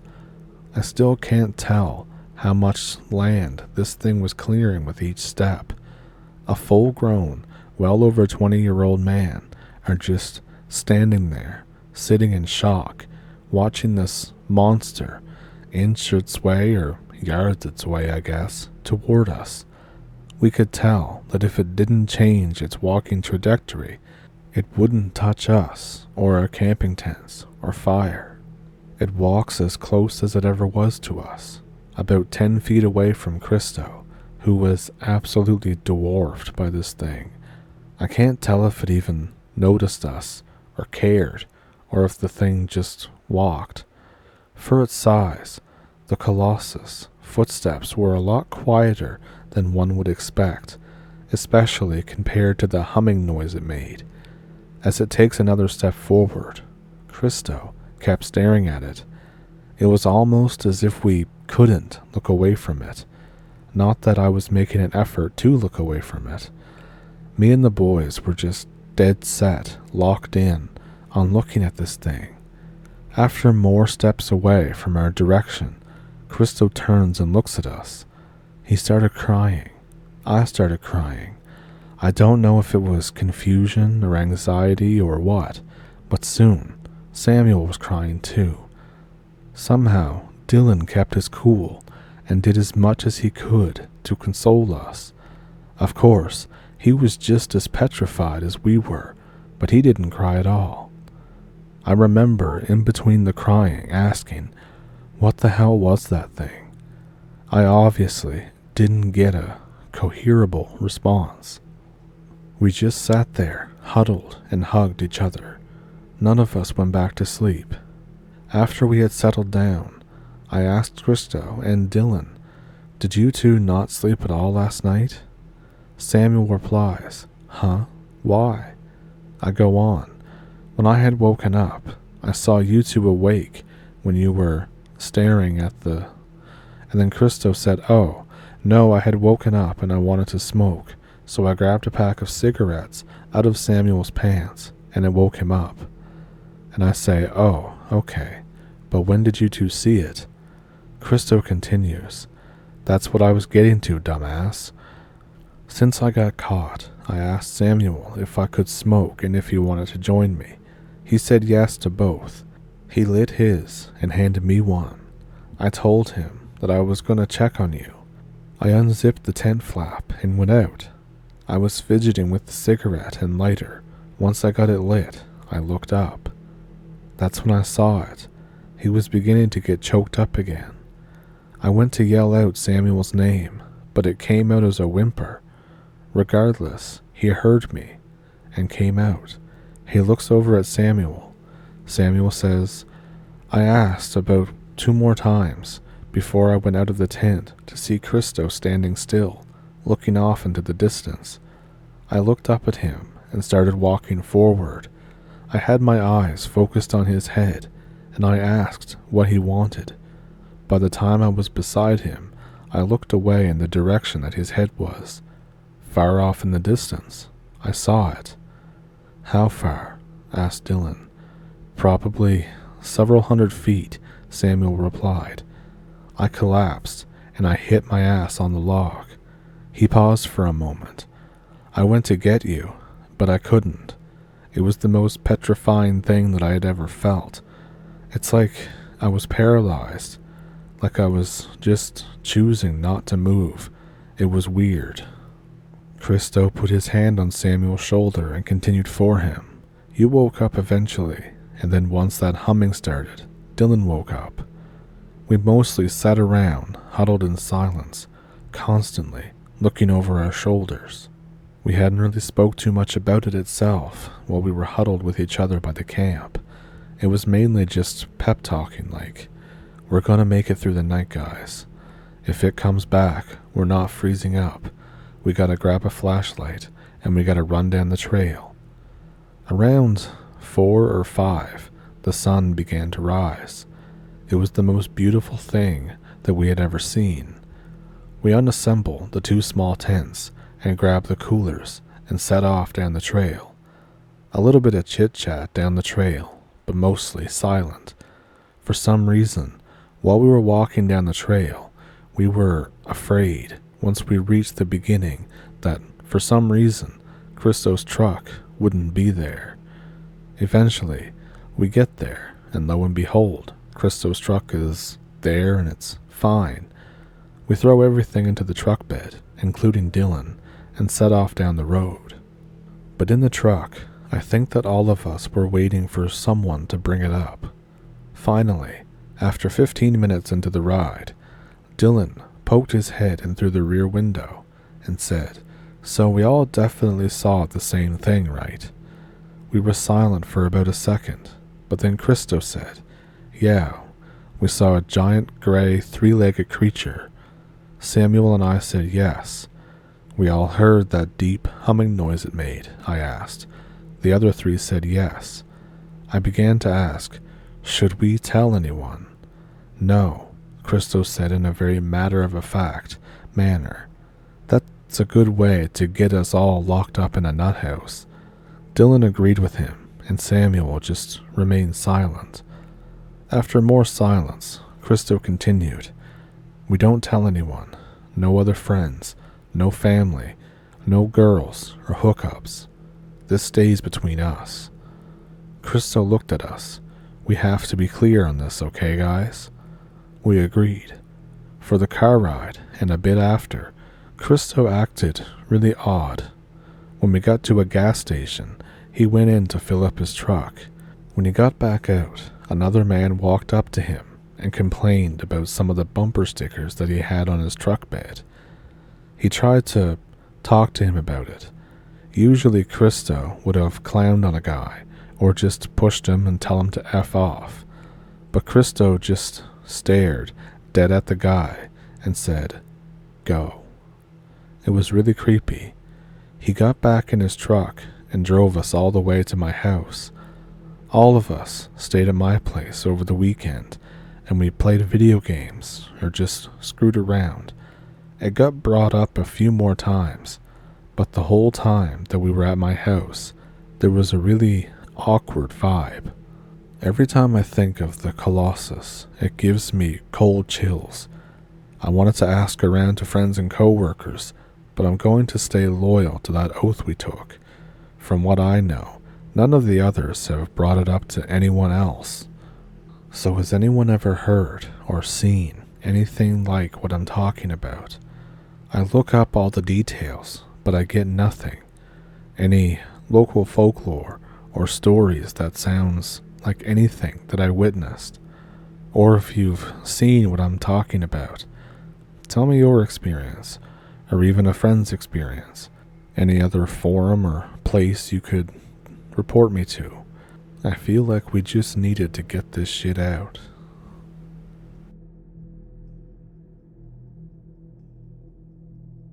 So this isn't my story. It happened to my dad. My dad was an Air Force officer during the war with Ecuador in northern Peru. My dad was lost in the jungle. His campsite had been raided at night by enemy soldiers. There was 1 dead and several left behind injured. My dad and 5 other officers managed to escape. They get going to the nearest checkpoint to ask for extraction. It's the middle of the Peruvian Amazon. There's nobody in at least 100 miles in any direction. And then suddenly, out of nowhere, lights appear in the sky. There's a UFO hovering around in the jungle. The UFO descends into a gap. My dad and the officers hide in the bushes, and then they see 3 humanoids in what looks to be thick suits of some kind come out of this UFO and start to what it appears to be taking ground samples and just burning stuff. This all lasts at least an hour. The humanoids return to the ship, and as fast as they showed up, they're gone. They shoot off into the sky, never to be seen again. Now I know my dad as a straight shooter.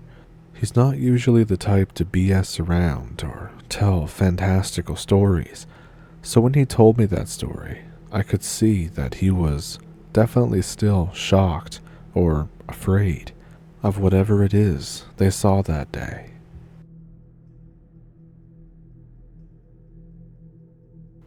My uncle was in the UN peacekeeping force, and he spent time in the deepest, darkest, dankest heart of Central Africa, and he has some stories. Now, I can't remember every single detail, but I'll try my best here. One story is he was attached to a Belgian commando. This Belgian guy was an awful person, and he did awful things, but the UN keeps secrets, and this was one of the dirty ones. But one night, the Belgian dude goes out and has his way with one of the local ladies of the evening. The Belgian dude comes back, sweating profusely. My uncle asks him, is he okay? The Belgian dude jumps and says, dude, what the F, get off me. My uncle is shocked. He was nowhere near him. The Belgian commando the next morning claimed that he felt someone licking his ear. He refuses to talk about it. 3 days later, the village is in an uproar over his UN attachment. Apparently, something terrible happened to one of the local women. My uncle is very suspicious, but there's not a whole lot he can do at this point. And this is where stuff gets weird. My uncle is quite superstitious, and he loves to learn about everything of the occult. He goes out of the camp to discreetly ask about African magic and some dolls that he'd seen some people using. He just wanted to know this for personal learning, not to actually do any of it. He came across a voodoo priestess in a ceremony. My uncle asks her, why is there a baby on the platform? The voodoo priestess says that this is not a baby. She is invoking an Ndombe to find out who did stuff to her sister. My uncle puts two and two together and asks for the sister's name. My uncle comes back with evidence, but he's scared to tell off the Belgian dude because he's much bigger than him. Later that night, my uncle and his bunkmates hear horrible shouting and things crashing in the Belgian commando's bunker, as if he is shouting at someone to get away from him. Everyone but my uncle eventually falls asleep, and then he sneaks out to get a cigarette break. He sees a very tiny human being waddle past the fence, carrying something long. He's really weirded out by this. The next morning, the camp is in an uproar over the Belgian commando. Apparently, the Belgian tried to end his life by slashing his own thigh, but the Belgian was super hysterical at this point, saying that he was trying to do no such thing, and saying that this little imp thing tried to do it. My uncle believes him, but says that wasn't an imp. Next, I'll tell you about when he saw something weird again. The backstory here is to look up a creature called a Grootslang or an Inkanyamba. Both are apparently different entities, but both are reported from southern Africa. So this was before the previous incident. This was back in the 1980s. This was the height of the apartheid civil unrest in South Africa. My uncle hated South Africa because he found everyone there to just be backwards, hypercritical, snobbish, and everything else about nearly everything. But he was there on a UN peacekeeping task force on the Botswana-South Africa border. My uncle loved it in Botswana because they were friendly and the nature was stunning. So my uncle decides to take a trip with two of his attachmates to this nearby swamp. My uncle once again invokes his esoteric knowledge of the arcane to try and spook his buddies. He said that legend talks of a weird creature called the Grootslang, which has the body of a snake and the head of an elephant. The story fails to make the other two men scared. They just laugh at my uncle for being such a terrible storyteller. So it's late in the afternoon. A thunderstorm rolls in. All three have found a bluff 3 meters above the river to avoid flooding. One guy decides to take advantage of a lull in the storm and wants to set up his fishing pole. My uncle and the other guy proceed to drink. And here's where you can say it gets interesting. My uncle throws a rock into the river away from the third guy who was fishing, just to try and freak him out, make him jump. The second guy makes funny monster sounds to further scare their buddy. But then suddenly, something replies to the monster sounds. They believe it to be their third buddy, likely calling out their bluff. They're waiting for a human response this time, but there's no answer. They both go back to where their friend was fishing. At some point during the walk back to camp, they get separated. My uncle leaves behind the second guy. The third guy at camp asks, "Did you hear some odd noises around here?" My uncle pretends not to know anything. And then suddenly, both the men heard it again.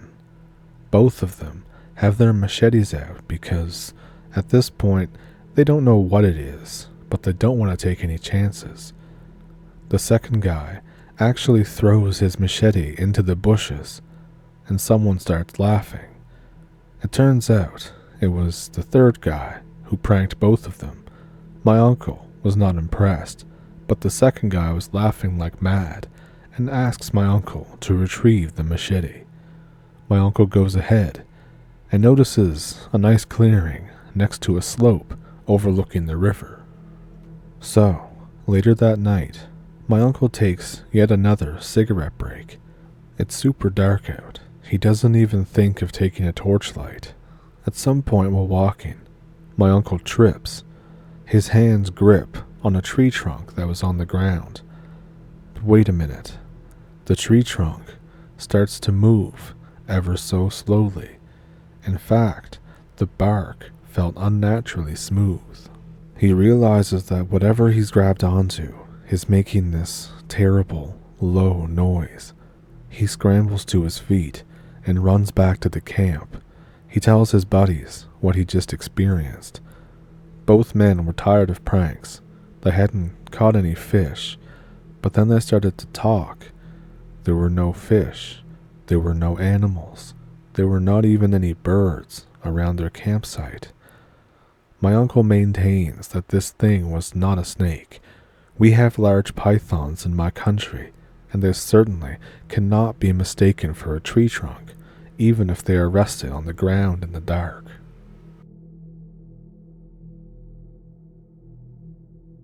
My cousins own a cabin and some woodland in Central Florida, and sometimes I camp out there with them. Sometimes we play a game called Manhunt. Some poor bastard draws the short straw and has 1 hour to hide in the woods. Then everyone else goes after him with paintball guns with limited ammo. If he survives, quotes, the 5 hours in the woods, he wins. If the group catches him, they shoot, and then as compensation, he gets to choose the next prey. At our latest get-together, I was chosen to be the first prey. I drew the short straw. My cousins are all redneck hunters, but I'm the only guy there who doesn't really hunt, and I can't differentiate a duck call from a deer call. They give me an hour head start. I start to jog out into the woods, and then about 45 minutes later of searching around and going as deep as I can, I climb a tree. We start manhunt around 6, so there's some light towards the start and decent darkness by the end, but everyone gets flashlights, even me. The sun starts to set. As it begins to get dark, I hear this rustling and a scrunch up in a tree. I glance down, and I can barely make out a humanoid silhouette. I assumed that it was one of my cousins, and I remain hidden, sitting as still as I possibly can. And this is when shit got really weird. It walked in circles for quite a while, leaving my view, but always returning. After a few repeats of this, I realized that it wasn't one of my cousins. It barely even seemed sentient. Its head darted to and fro like a frightened deer, but it never looked up, and the more my eyes adjusted and the more attention I paid, the more I realized it's built wrong. It's lanky and wiry and thin and bent in weird places. After its fifth circle, I hear it. It's chittering to itself. It's almost like the sound of teeth clicking together and animalistic grunts. I resolved to shine a light at the creature upon its next circle. Worst case scenario, I scream for my cousins, hide in the tree, and hope. But I never got the chance. As it circles around again, I hear an audible pop from a paintball gun, a horrible screech, like a cross between a parrot and a goat, and then one of my cousins yelling. I drop out of the tree and I run in that direction because I'm basically the white guy in a horror movie. I find my youngest cousin, Darren, sprawled out on the ground, panting to himself. I run up and call his name. He raises his gun and shoots me dead in the chest, and then says, "Oh shit," like he wouldn't have done that anyway if he hadn't ran into the weird hide-behind thing. He helps himself up, and then me up. We quickly meet with the rest of the group, and Darren finally elects to explain what happened. He says that he was sneaking up behind a tree that he thought that I was in when he saw something move out of the corner of his eye. He acted on pure instinct, turned, and fired at it. The paintball hit, and the thing wailed in shock. He screamed and raised his flashlight. He saw long, spindly legs and two enormous frog or doe eyes, and then the thing unfolded. I think he meant unfurled, but I don't know. He says the thing's body unrolled like a bunch of posters, and then it just wasn't there anymore. I back up the story, saying that I saw it too, but the other cousins just laugh at us and call us dumbasses. Every time we meet up, we bring it up, and no one ever believes us. I don't really blame them either. It's really surreal to see that. This happened in 2011, and I can't really give more of a description than a woodland in Central Florida.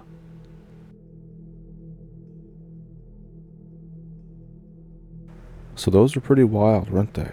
If you liked the video, then make sure to like and subscribe and comment and all that good stuff. If you would like to contribute a story, there's an email in the description below that you can send it to. If you would like to donate to the channel, there's a PayPal and a Patreon and super thanks here on YouTube. And it is graduation season again up in my neck of the woods, so congratulations to all the 2024 graduates from all over the world. I hope you have a bright future ahead of you. And with that, I think that I will see you in the next one. Thank you for pulling up a stump. Remember to stay cool too, among the happy, healthy, and hydrated. And I'll catch you in the next one. Thanks for watching.